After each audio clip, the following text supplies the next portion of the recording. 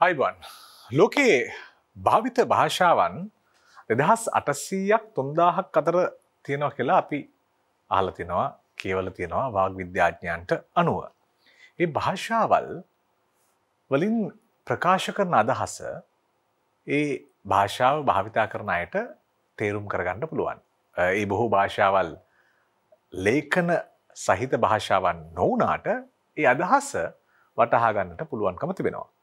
ලෝකයේ බොහෝ දේවල් නිර්මාණය වෙනකොට ජීවිතය කියන කැනිමඩල නිර්මාණය වෙලා තියෙන්නේ කාලය සහ අවකාශය මත පදනම්. ඉතින් මේ කාල අවකාශය රූපමය කියවීමකට හසු කරගන්නයි අද දවසේදී අපි උත්සාහ කරන්නේ. ඇත්තටම මේ කාලය ගොඩක් වෙලාවට හැංගිලායි තියෙන්නේ. කාලය අපට මිනුම් එකකයක් විදිහට තිබුණාට දෘශ්‍යමාන එකකයක් විදිහට හමු වෙන්නේ නැහැ. නමුත් අවකාශය තුල අපට විවිධ රූපමය කියවීම් තිබෙනවා.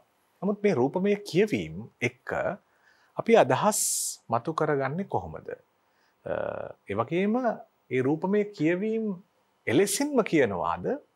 එහෙම නැත්නම් කලාත්මකව එය කියවන්නට අවශ්‍ය කරන පසුබිමක් නිර්මාණය කරගන්න පුළුවන්ද?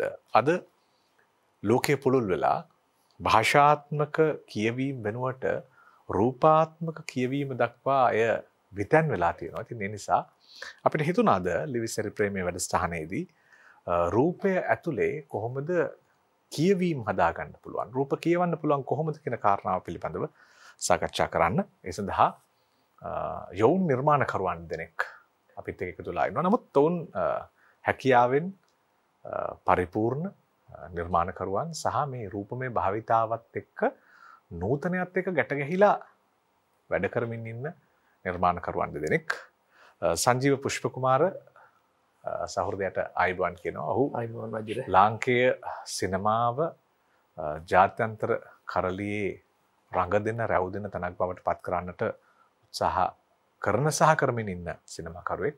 ඒ වගේම සිනමාව පිළිබඳව පුළුල් හැදෑරීමක් සහිතව සිනමාවට පිවිසි සිනමාකරුවෙක්. ඒ වගේම දේවින්ද කෝංගහගේ ආයිබෝන් ඔබටත්.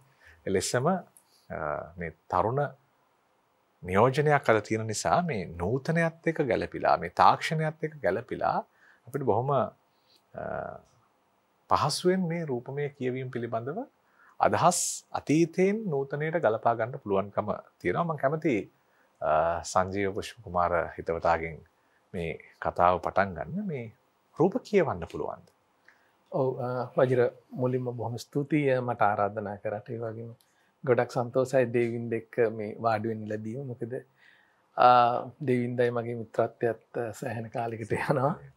සහ ලංකාවේ මාව අගය කරපු සහ පිළිගත්ත කීප දෙනාගේ එක්කෙනෙක් දේවින්ද. හේතුව සිනමා පාසලක් ආරම්භ කරන්න අපි සැලසුමක් තිබුණේ. ඒක ආරම්භ කළා. නමුත් කරගෙන යන්න බැරි වුණා. ඒකෙදි දේවින්ද මගේ නම තමයි මුලින්ම යෝජනා කරලා තිබුණේ. ඉතින් දේවින්දට ඒ ස්තුතියක් දෙමින් අපි සාකච්ඡා පටන් ගමු. වජිර කියපු දේ රූපය කියවන්න පුළුවන්ද කියන එක.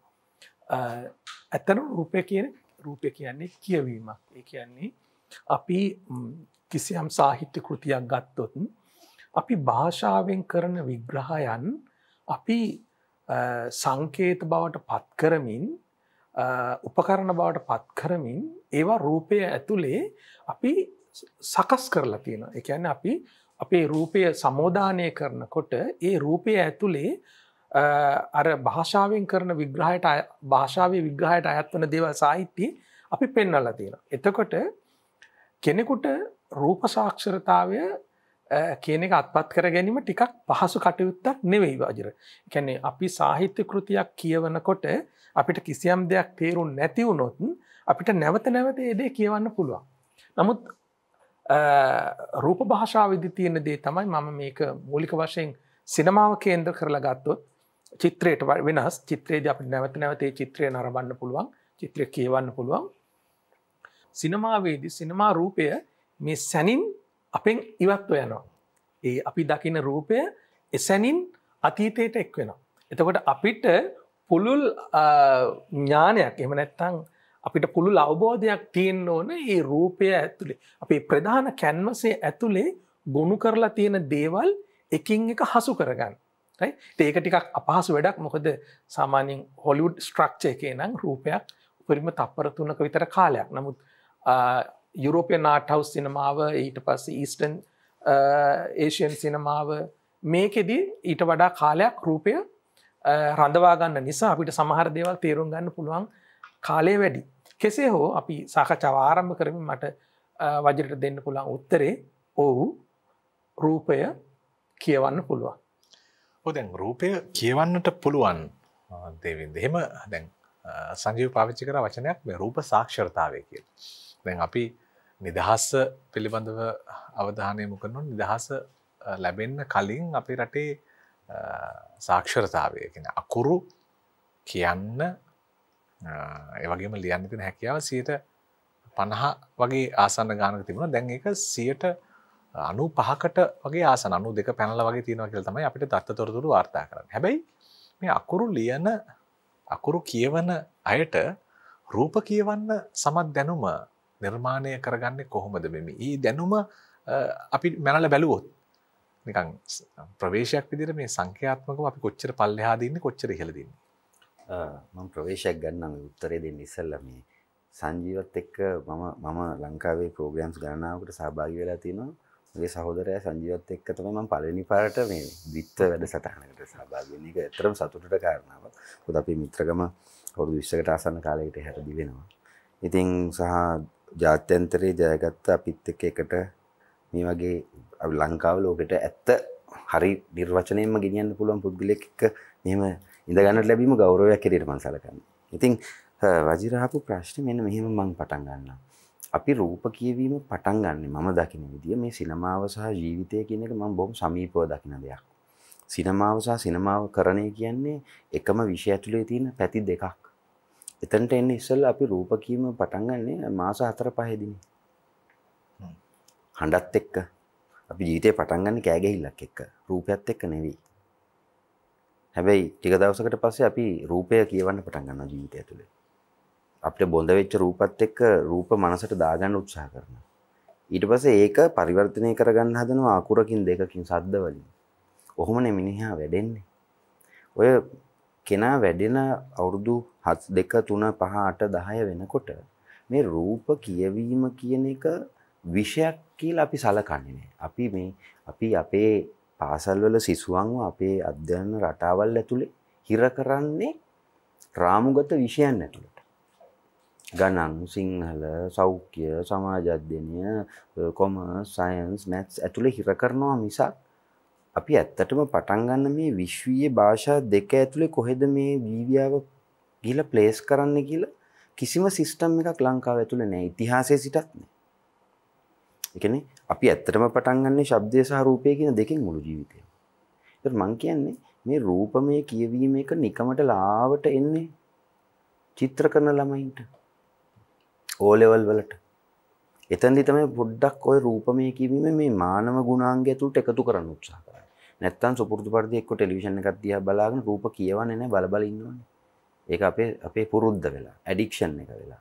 ඒ ඇරෙන්න මේ රටක් ඇතුලේ අධ්‍යයන පද්ධති හෝ සිස්ටම් ඇතුලේ මේ ඔබ දැන් අහන ওই රූපමය කියවීම ක්‍රමානුකූලව මානව ජීවිත ඇතුළට මනස ඇතුළට දාන ක්‍රමවේදයක් හදන තුරු ඔය කියන 99 සාක්ෂරතාවය හදන්න හම්බෙන්නේ නැහැ ජීවිතේ. මම දකින්නේ එහෙම ක්‍රමවේදයක් ජපානයේ තියෙනවා. වෙන ලෝකේ වෙන රටවල් වල තියෙන පොඩි ළමයිව හිර වෙච්ච විෂයන් ඇතුළට නෙවෙයි හදන්නේ. සිනමාව කියන්නේ මේ සංජීව තාම හොඳට දන්නවා සිනමාව තමයි ලෝකේ තියෙන එකම ජ්‍යාමිතියකින් තොර විෂය. ජියොමෙට්‍රිකල් නෑ. ඒකේ ජියොමෙට්‍රික හදන්නේ මනස සහ අපේ බුද්ධිය විසින්. නිර්මාණකරුවා විසින් තමයි ජ්‍යාමිතිය හදන්නේ ඒක ඇතුලේ. අනිත් සියලුම විෂයන් ජ්‍යාමිතිකයි. එතකොට එහෙම ජ්‍යාමිතියක් නැති විෂයක් ඇතුලේ රූප භාෂාව කොහොමද භාවිතා කරන්නේ කතා කරන්නේ කියන එකත් අපිට අදාළ වෙන මේ ප්‍රේක්ෂකාගාරය මහ ජනතාව කොහොමද මේ රූපමය කියවීමට පුරුදු කරන්නේ කියන එකත් පටන් ගතියොත් මම හිතන්නේ උපතේ සිට බාලාංශයේ සිට අධ්‍යයන අපි මේ පාසල් අධ්‍යයනයේ සිට විශ්වවිද්‍යාල අධ්‍යයනයේ සිට එතන සිට හැඩ ගැසුනොත් නිර්මාණකරුවෝ වන අපිත් අපේ නිර්මාණ බලන ප්‍රේක්ෂකාගාරයත් සාක්ෂරතාවය හදන්න ක්‍රමවේදයක් හැදෙයි කියලා තමයි මම හිතන්නේ. ඔව් දැන් අර අවුරුදු 20 කතාව කිව්වයින් පස්සේ සංජීව මේ දේවින්ද මේ මම කල්පනා කරලා බැලුවා ඇත්තටම ඔව් අපි ගුවන්විදුලියට ආපු මුල්ම කාලේ තමයි සංජීව හම්බ වෙන්නේ. සංජීව රූපය ගැන ඒ කාලෙත් කතා කරා.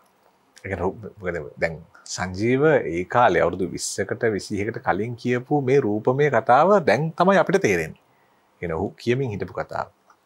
එතකොට මේ අපි කොච්චර රූපමය කියවීම සංජීව කොච්චර ඉදිරිගාමීද අපි ඇතුළු අනිත් සමාජයේ කොච්චර පසුගාමී රූපමය කියවීමකද හිටියේ කියන කාරණාව පැහැදිලිව. අපි අතරම දැන් බිහියුම් දැන් සිනමාගත සිනමාවේ බිහියුම් කලාව විදියට අපිට පෙළඹුම්කාරක කලාව විදියට චිත්‍ර සහ ඡායාරූප කලාව අපි අඳුන්වන කොට අඳුනා ගන්නකොට මේ චිත්‍රය සහ ඡායාරූපය ඇතුලේ වර්ණ ඇතුලේ අපි කොහොමද රූප කියවන්න මුල් පාඩම් ඉගෙන ගන්න? අපි එතෙන්ට යමු. දැන් වජිර සඳහන් කරපු ඉස්සෙල්ලා සාකච්ඡාවේදී ආපු දෙයක් තමයි රූපය සිනමා රූපේ ප්‍රධාන කොට ගත්තාම අනිත් කලාවන්ට නැති සුවිශේෂී ශක්තියක් සහ වර්මක් තියෙන රූපයට. right? ඒ තමයි සිනමා රූපයට පුළුවන් හැඟීම් ගේන්න ප්‍රේක්ෂකයාට. ඒ නිසා අර ඇත්තටම කියන පෘතුල සාක්ෂරතාවයක් නැති වුණත් රූපයක් කියවන්න සිනමා ප්‍රේක්ෂකයාට නමුත් එයාට රූපය සමග බද්ධ වෙන්න පුළුවන්. ඒ කියන්නේ සිනමා රූපයක් හැම වෙලාවෙම හැඟීම එක්ක තමයි ඉමෝෂන්ස් එක්ක තමයි ගනුදෙනු කරන්නේ. right? උදාහරණයක් විතර ගත්තොත් සිනමා රූපයක් අපි සකස් කරනකොට ඒකේ ප්‍රධානම දේ තමයි අපේ ඒ හැම රූපයකම නැරටිව් එකක් තියෙනවා. ආඛ්‍යානයක් තියෙනවා. හැම ආඛ්‍යානයකම තියෙනවා වජිර අඩු වැඩි වශයෙන් කන්ෆ්ලික්ට් එකක් තියෙනවා. කියන්නේ ගැටුමක් තියෙනවා. මෙන්න මේ ගැටුම තමයි අපි ඉමෝෂනලි එකත් එක්ක බද්ධ කරන්නේ. ඊට පස්සේ මේ අපේ ඉමෝෂන්ස් පුබුදවන්න සිනමා රූපයට අර මං කිව්වා වගේ මුලින් කිව්වා වගේ සංශ්ලේෂී කලාවක් නිසා ඒකට පුළුවන් සංගීතය වගේ ලෝකේ හැමෝම පිළිගන්නා ඉතාම දුෂ්කරම කලාව තමයි සංගීතය සහ චිත්‍ර.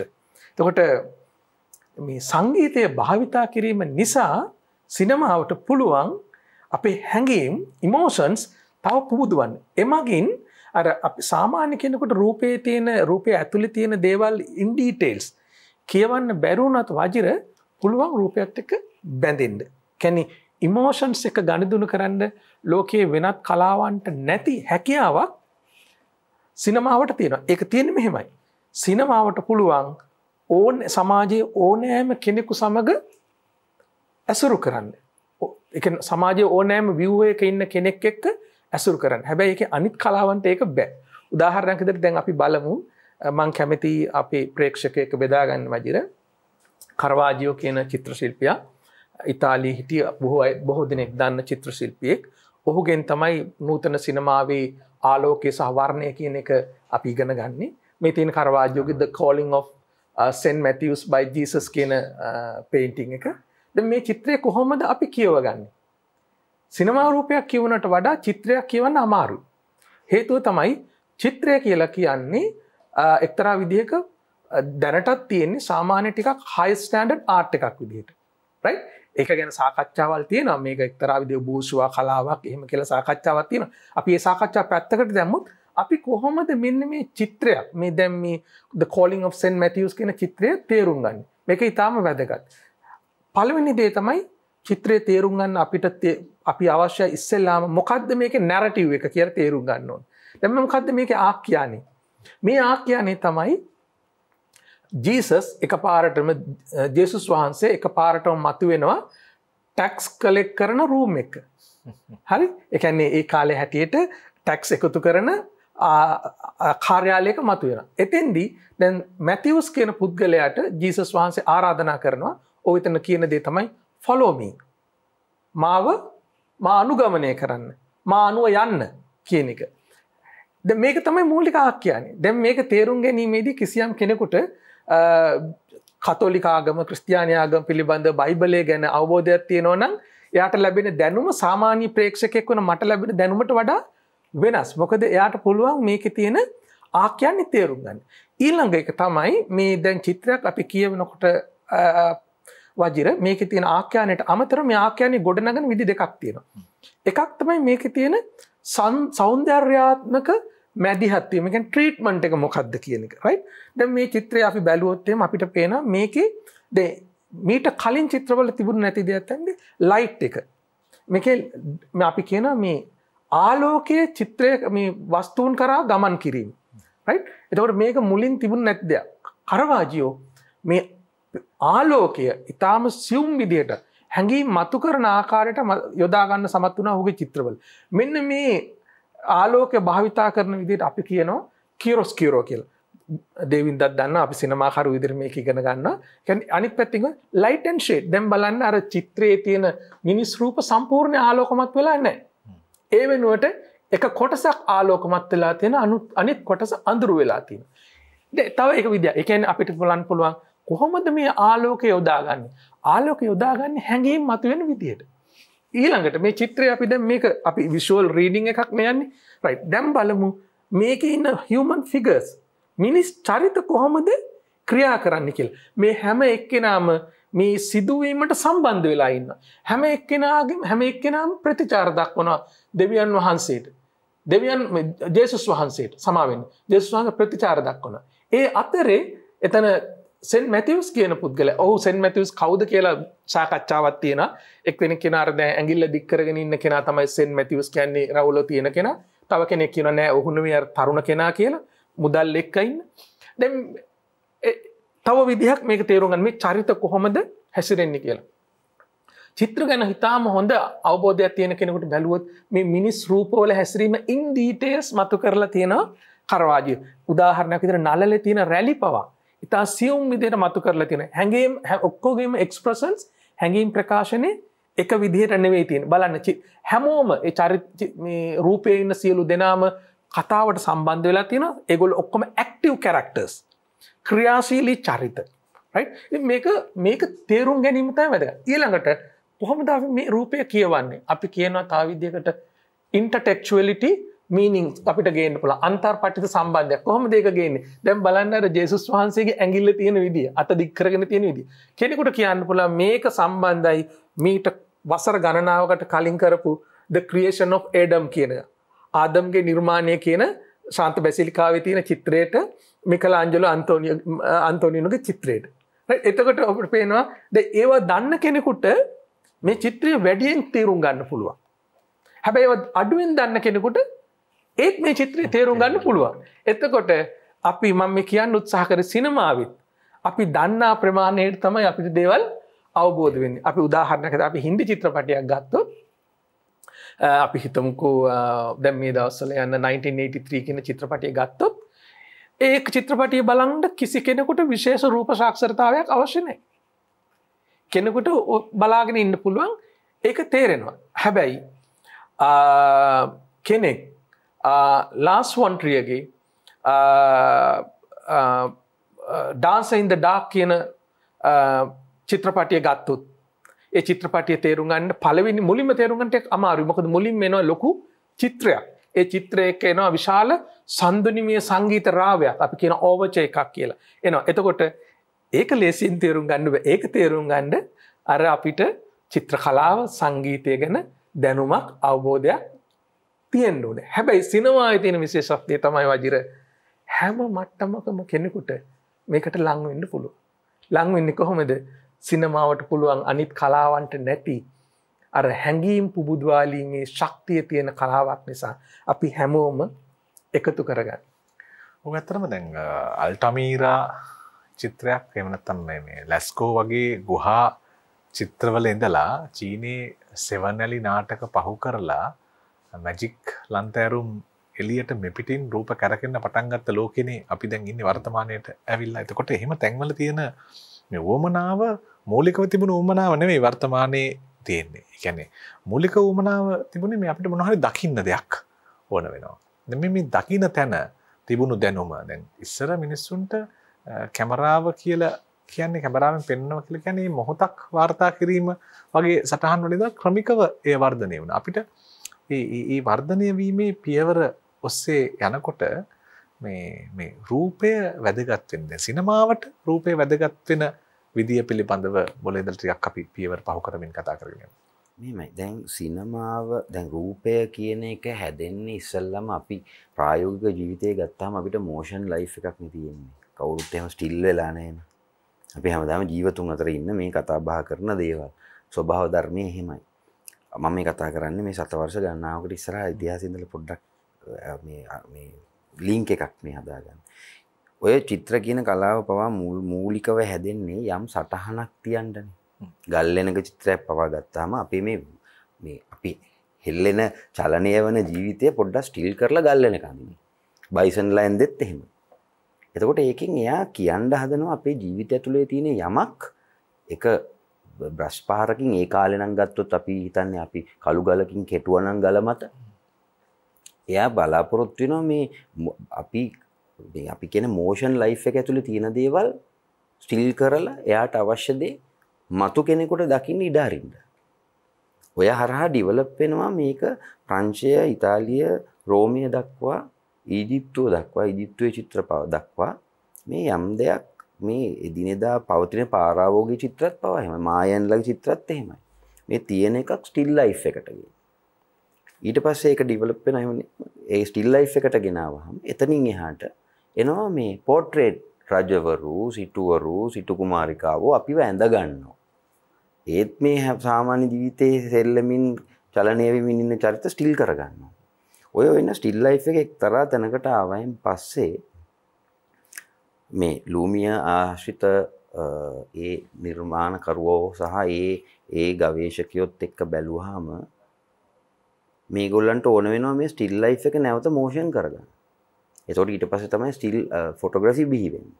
ස්ටිල් ෆොටෝග්‍රැෆි බිහි වෙන්නේ මේ පවතින සමාජයේ පවතින විවිධ රූප රාමු අපි කැප්චර් කරලා ප්‍රිසර්ව් කරලා ආකයිව් කරලා අනාගතයේ බලන්න හෝ වෙන කෙනෙකුට බලන්න සලස්වනවා, ප්‍රේක්ෂකයෙකුට බලන්න සලස්වනවා. නැවත ඒ ස්ටිල් ලයිෆ් එක කොහොමද මෝෂන් එකක් හැටියටම අපේ සමාජය තුළට ගේන්නේ කියලා හොයන්න තමයි මේ මෝෂන් පික්චර් කියන එක හැදෙන්නේ. ඒතර මෝෂන් පික්චර් මුල් යුගයේදී හැදෙන්නේ මේ අද හැදුනා වගේ නෙවෙයි. මොකද අපි දකිනවා මේ ඉස්සර කාලේ චිත්‍රපට දැක්ක මේ ප්‍රේක්ෂකයට තේරුම් ගන්න පහසු වෙන්න මං කියන්නේ අපි මේ කියන්නේ ෆාස්ට් ෆෝවර්ඩ් දුවනවා වගේ මිනිස්සු දකින්නේ. ඉක්මනට අඩි තී යනවා. එතකොට ඒකේ මේ රූප රාමු හැදෙන ක්‍රමවේදයක් තිබ්බා. ඒ ක්‍රමවේදය තමයි දැන් අද කාලේ අපි පාවිච්චි කරනකොට අපි අද තාක්ෂණයට ඇවිල්ලා පාවිච්චි කරනකොට මේ ඇහැක අපි කියන්නේ අපජ චලන වේගය අනුව ඇහැට රූපය ගන්න වේගය අනුව තමයි මට ඔබව ස්මූත් පේන්නේ. ඒ ආලෝකයේ ගමන් කරන වේගයට අනුව. ඒ වගේම කැමරාවක් ඇතුළට ගන්න රූප රාමු එක තප්පරයක් ඇතුළතදී ඇහැක් විසින් මේ ඇහි කාචය විසින් මොකද ඇහැ තමයි ලෝකේ තියෙන මෙතෙක් බිහි වෙච්ච සංකීර්ණම කැමරාව. මෙගාපික්සල් ලක්ෂ 576000ක්. ඒකට සම කරන්න ලෝකේ කොහෙවත් කැමරා නැත. ඒ තරම් ඉන් ඩීටේල් ගන්නවා. ඒකනේ සමහරක් වෙලාවට අපිට මේ කළුවරේ ලයිට් අප් කරගන්න ඕනේවා කළුවරේ ගියාම අපිට S2කට පේන මානේ තියෙනවා සමහරක් වෙලාවට මේ ලෝකේ තියෙන කිසිදු කැමරාවකට අද කැප්චර් කරන්න බැරි තත්ත්වයට 60 සම කරා. එතකොට ඒ ෆ්‍රේම් රේට් එක හදාගත්තාම අඩු රූප රාමු අඩු ෆ්‍රේම් සංඛ්‍යාවක් ඇතුලේ මෝෂන් එකක් කැප්චර් කරගත්තාම අපිට නිකන් පැන යනවා වගේ තමයි පේන්නේ. ඉක්මනට යනවා වගේ පේන්නේ. ඊට පස්සේ ඒක ගේනවා තප්පරයකට ෆ්‍රේම් 23කට 25කට එනවා 26කට එනවා. ඊට ස්ලෝ මෝෂන් කරන්න අවශ්‍ය නම් මේක 1200ට 2400ට ගේනවා. ඔය වගේ මේ මෝෂන් එක දක්වා ගේන තාක්ෂණ වේදේ හැදෙන්නේ ශතවර්ෂ ගණනාවක් පුරාවට හිමින් නෙවෙයි එකපාරට නෙවෙයි. සියවස් එකමාරක් අවුරුදු 175ක් විතර කාලයේදී තමයි මේ ඩෙවලොප්මන්ට් එක ලෝකයේ තුලට අපි අඳුනගන්නේ. එතකොට දැන් අපි තේරුම් ගත යුත්තේ මේ තාක්ෂණය හැදුනේ කොහොමද? දැන් ලෝකයේ විවිධ අංශන් එක පැති වලට ඩෙවලොප් වෙනවනේ. බයිසන් ගවයාගේ සිට කරවාජියෝ දක්වාම චිත්‍රකරණය ඩෙවලොප් වෙනවා. රූප ඒ කියවන්න ගන්න ප්‍රමාණය හැබැයි සමහරක් වෙලාවට කරවාජියෝගේ චිත්‍රයක් කියවන්න වඩා අමාරු වෙනවා අපිට පාරාවෝගේ චිත්‍රයක් කියව ගන්න. ඒකට නේ අද ආකියොලොජිස්ට් තාම මැරෙන්නේ මේ මොකද්ද මේ ඇඳලා තියෙන්නේ කියන එක ඉතිහාසය හරහා ගන්න. එතකොට අපි තේරුම් ගත යුත්තේ මේ තාක්ෂණය ඩෙවලොප් වීම ඇතුලේ මේ මැජික් එකට වහල් වීම නෙවෙයි කියලා මං හිතන්නේ. ඒකට සමහරක් වෙලාවට සිනමාවේ තියෙන ඊටාම සංකීර්ණ දේ ඒක තමයි සමහරක් අය හිතනවා විෂුවල් බියුටි හැදීම ඇතුලේ අපි කියන්නේ මේ රූපමය సౌందර්යය හැදීම ඇතුලේ පමණක් සිනමාව රඳා පවතිනවා. රූප කියවන්න ඕනේ ලස්සනට විතරයි කියන එක. නෑ. ඒතර බයිසන් ගවයෝ සෙට් එකක් දුවනකොට පිටිපස්සෙන් කොටු කිතයියෙක් වගේ මිනිස්සෙක් මේ දුන්නක් අරගෙන එලවන එකේදී අපිට ඒක කියව ගන්න විවිධ දේවල් තියෙනවා. හැබැයි එයා ඒක අඳපු මනුස්සයට කියන්න බොහෝ දේවල් තියෙන තේවකට. ඒවකට ඒකට සාපේක්ෂව අපිට දැන් මේ සංජීව අර්ථකථනය දුන්න මේ කරවාජියෝගේ මේ චිත්‍රය ආශ්‍රිතව ඒ චිත්‍රකරණය ඊළඟට ඒ පිළිබඳව හසල දැනුමක් හෝ අවබෝධයක් වපසරියක් තියෙන කෙනෙක් රීඩ් කරන බුද්ධිමත් ආකල්පයනේ ඔය කිව්වේ. හැබැයි අපි මේ මුකුත් දන්නේ නැති කෙනෙක් මේක රීඩ් කරා කියලා. ඒකට එයා වෙන විදිහකට දකි. තව කෙනෙක් ෆිලොසොෆිකලි වෙනත් විදිහකට මේක දකි කොන්සෙප්ට් එකක් හැටියට. ඒ දකින්න කෙනාගේ ආකල්පය අනුව ඒ ඩිවලොප් වෙන අපි කියන්නේ මේ තාක්ෂණයේ කොයිතාක් ඩිවලොප් වුණාද 1900 මුල් ගණන් වල කොහොමද තිබ්බේ 850 ගණන් වල කොහොමද තිබ්බේ කියන එක අපි අහලා දැනගන්නවට වඩා ඒ රූප ඇතුලේ අපේ මනසට කවද්ද ගන්න තියෙන්නේ කෝකද කියන එක අධ්‍යයනය කිරීම තමයි වැදගත් කියලා මම හිතන්නේ. අද ලිවිසර ප්‍රේමයේදී අපි සාකච්ඡා කරමින් ඉන්නේ රූප කියවීම පිළිබඳව, රූපේ කියවීම පිළිබඳව. අපි කොහොමද රූපයක් කියවන්නේ? ඔබට මම පේනවා. නමුත් මේ මම පේන රූප තිරයත් ඒ වගේම ඔබ එය සිතුවමට නැගුවොත්, එය ඡායාරූපයට නැගුවොත් මේ කියවන ආකාර තුන් විදියකට පත් වෙනවා. ඒ වගේම රූපේ යම් චලන ස්වභාවයක් පෙන්වුවොත් එය කියවන්න පුළුවන්. නමුත් ඒ චලන ස්වභාවය පෙන්වන ආකාරය අනුව, ආලෝක ධාරා අනුව, ඒ වගේම කැමරා කාචේ තියෙන දුර අනුව මේ ආදී වූ විවිධ කියවීම් හදාගන්න පුළුවන්. අපි රූප කියවන්නට උත්සාහ කරනවා. අද සංජීව පුෂ්ප කුමාර සහ දේවින්ද කොංගහගේ නිර්මාණකරුවන් සමග මම කැමතියි ආයෙත් සංජීව ගාවට එන්න. දැන් අතරම මේ මුල් කාලීනව වාර්තාකරණය ගැන අපි කතා කරමින් හිටියනේ. හැබැයි පසු කාලීනව කොහොමද මේ රූප කියවීම කියන රූප සාක්ෂරතාවය කියන එක ලෝකයට පහළ වෙන්න පටන් ගත්තේ? ලෝකයට එහෙම අවශ්‍යතාවයක් පැන නැගුණේ කොහොමද? නැත්නම් සාමාන්‍යයෙන් අර කැමරාව බිහි වෙච්ච කාලේ නම් ඔය මොනවා හරි පෙන්වන දෙයින් ආස්වාදය ලැබපු මිනිස්සු නෑ රූපය ඇතුලේ තව දෙයක් තියෙනවා කියලා හොයා යන්න ගත්තේ මොන වගේ කාලවලද? මම හිතන්නේ අපේ මනුෂ්‍ය විකාශනය වෙනකොට එයාට අවශ්‍ය කරනවා එයා අවට තියෙන දේවල් ගැඹුරු විදිහට තේරුම් ගන්න නේද? තේරුම් ගන්න අවශ්‍ය වෙනකොට තව ඒ දේවල් සංකීර්ණ වෙනවනේ වජිර මං හිතන්නේ. දේවල් සංකීර්ණ වෙන්න අපිට දේවල් තේරුම් ගන්න දැනුම අවශ්‍ය වෙනවා. ඒ දැනුම අවශ්‍ය වෙන ක්‍රියාවලිය එකක් තමයි අපි ඔය රූප කියවන්න කියන උත්සාහ කරන්නේ. උදාහරණයක් විදිහට දැන් අපි හිතමුකෝ පිකාසෝ වගේ චිත්‍ර ශිල්පියෙක්. එයාගේ ගෝනිකා කියන චිත්‍රය ගත්තොත් එහෙම ඒක ඊටාම සංකීර්ණ චිත්‍රයක්. ඒක කොහොමද සංකීර්ණ වෙන්නේ? ඒක සංකීර්ණ වෙන්නේ පිකාසෝගේ මනස ඇතුලේ, අභ්‍යන්තර මනස ඇතුලේ විශාල කියන්නේ ඉන්ටර්නල් කොන්ෆ්ලික්ට්ස් වල ඉන්නේ. ඒ කියන්නේ ඒ සිදුවෙච්ච ස්පාඤ්ඤයේ සිදුවෙච්ච ක්‍රියාවලිය, යුද්ධය, ඒ යුද්ධය ඇතුලේ ඔහු බැඳුණු මිනිස්සුන්ගේ ජීවිත විනාශයන්, රයිට්? යුද්ධයේ තියෙන අඳුරු බව මේ ඔක්කොම පිළිබඳ ඔහු ඇතුලේ විශාල ගැටුමක් තියෙනවා. මිනිසෙක් විදියට, කලාකාරයෙක් විදියට. එතකොට එයා බලනවා මං කොහොමද මේක බෙදාගන්නේ කියලා. එතකොට එයාගේ අත්දැකීම සංකීර්ණ නිසාම එයාගේ ප්‍රකාශනය සංකීර්ණයි. right? සහ ඒ ප්‍රකාශනය සංකීර්ණ වුණාම බාහිර සමාජයට ඒ ප්‍රකාශනය කියවා ගැනීම සඳහා අලුත් දැනුමක් නිර්මාණය කරගන්න අවශ්‍ය වෙනවා. මං හිතන්නේ ඒ හරහා තමයි අර රූප කියවීම කියන එක ගොඩනැගෙන්නේ. උදාහරණයක් විදිහට අපි ගත්තොත් ලූමිය බ්‍රදර්ස්ලා 1895න් පටන් ගත්ත සිනමාවේදී ඒගොල්ලෝ ප්‍රධාන වශයෙන්ම චරිත මත තමයි දේවල් ගොඩනැගුවේ. right? චරිත මත තමයි දේවල් ගොඩනැගුවේ. නමුත් කාලයක් යනකොට චරිත මත පමණක් නෙවෙයි වජිර. අවකාශය මතත් දේවල් ඒගොල්ලෝ ස්ථාපිත කරා. ඒ කියන්නේ අවකාශය කොහොමද යොදාගන්නේ? අවකාශය මත කොහොමද චරිත පිහිටවන්නේ කියලත් ඒගොල්ලෝ සාකච්ඡා කරන්න ගත්තා. මේ සාකච්ඡාවන් අනුව අපි අභිමුවට එන අලුත් සිනමා රූප, right? අලුත් චිත්‍ර කලාව, උදාහරණයක් විදිහට මත්තීස වගේ කෙනෙක්, පිකාසෝ වගේ කෙනෙක්, ඊට පස්සේ ඔවුන්ට කලින් රොනෝවා වගේ කෙනෙක්, ඉම්ප්‍රෙෂනිස්ටික් පීරියඩ් එකේ චිත්‍ර ශිල්පියෝ, ෆ්‍රාන්සේ සිසාරෝ වගේ කෙනෙක්, මේගොල්ලන්ගේ චිත්‍ර කොහොමද තේරුම් ගන්නෙ?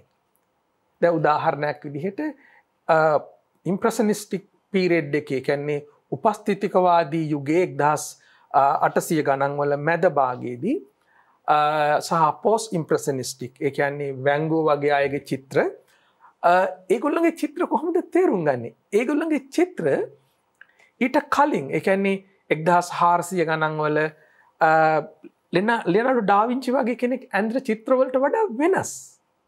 රයිට්? මොක කොහොමද වෙනස් වෙන්නේ? ඒ යුගයේ චිත්‍ර කෙලින්ම මිනිස් රූප මත තමයි ප්‍රකාශනය ගෙන මිනිස් රූප හරහා තමයි ගොඩක් කලාට ප්‍රකාශනය කරන්නේ. ඒ අතර ලෑන්ඩ්ස්කේප් පේන්ටින්ග්ස් තිබුණා. නමුත් මිනිස් රූපය තමයි ප්‍රධාන උනේ. එතකොට ඒ ගොඩක් චිත්‍රවල අර මේ අපි කියන ඩෙප්ත් ෆීල්ඩ් එක එහෙම නැත්නම් ත්‍රිමාන ගතියක් තිබුණේ නැහැ. රයිට්? මේවා වෙනස් වුණා. ඊළඟට අර ඉම්ප්‍රෙෂනිස්ටික් පීරියඩ් එකේ පේන්ටින්ග්ස් ගත්තාම චිත්‍ර ගත්තාම වජිර අර අපි මුලින් දැකපු එහෙම ඍජු බ්‍රෂ් ස්ට්‍රෝක්ස් ඒවා නෙමෙයි තියෙන්නේ. ඊට වඩා වෙනස්. රයිට්? කොහොමද මේවා අපි තේරුම් ගන්නේ?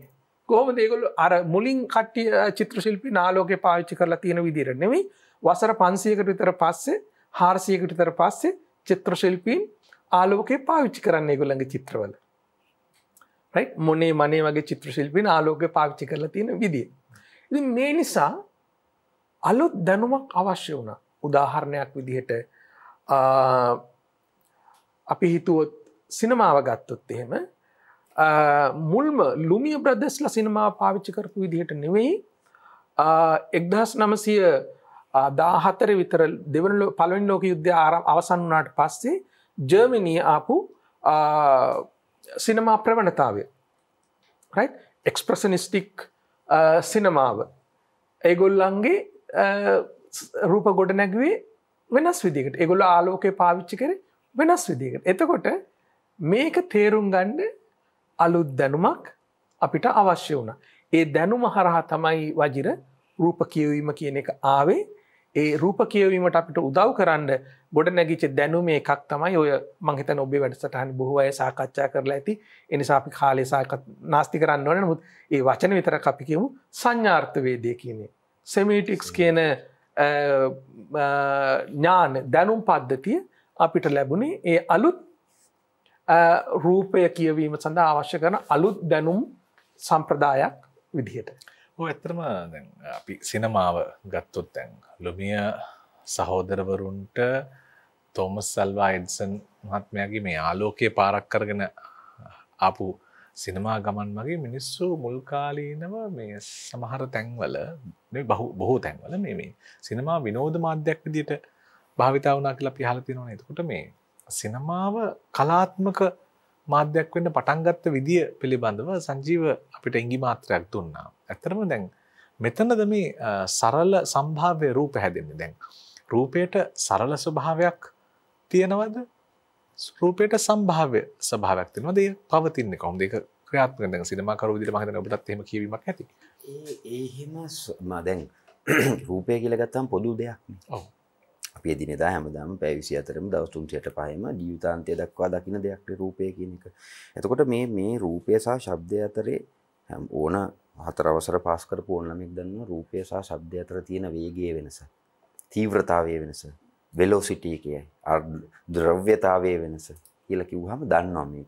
මොකද විෂුවල් වෙලොසිටි කියලා කැලලක් තියෙනවා. ඒක කියන මම ඔබට වචනෙන් ලියලා දෙනවට වඩා යමක් ඒක උදාහරණයකට කියන්නකෝ මේ සරල වශයෙන් මෙහෙම කියනකෝ දැන් ඔකන චීනේ හරියට භාවිත වෙනවා.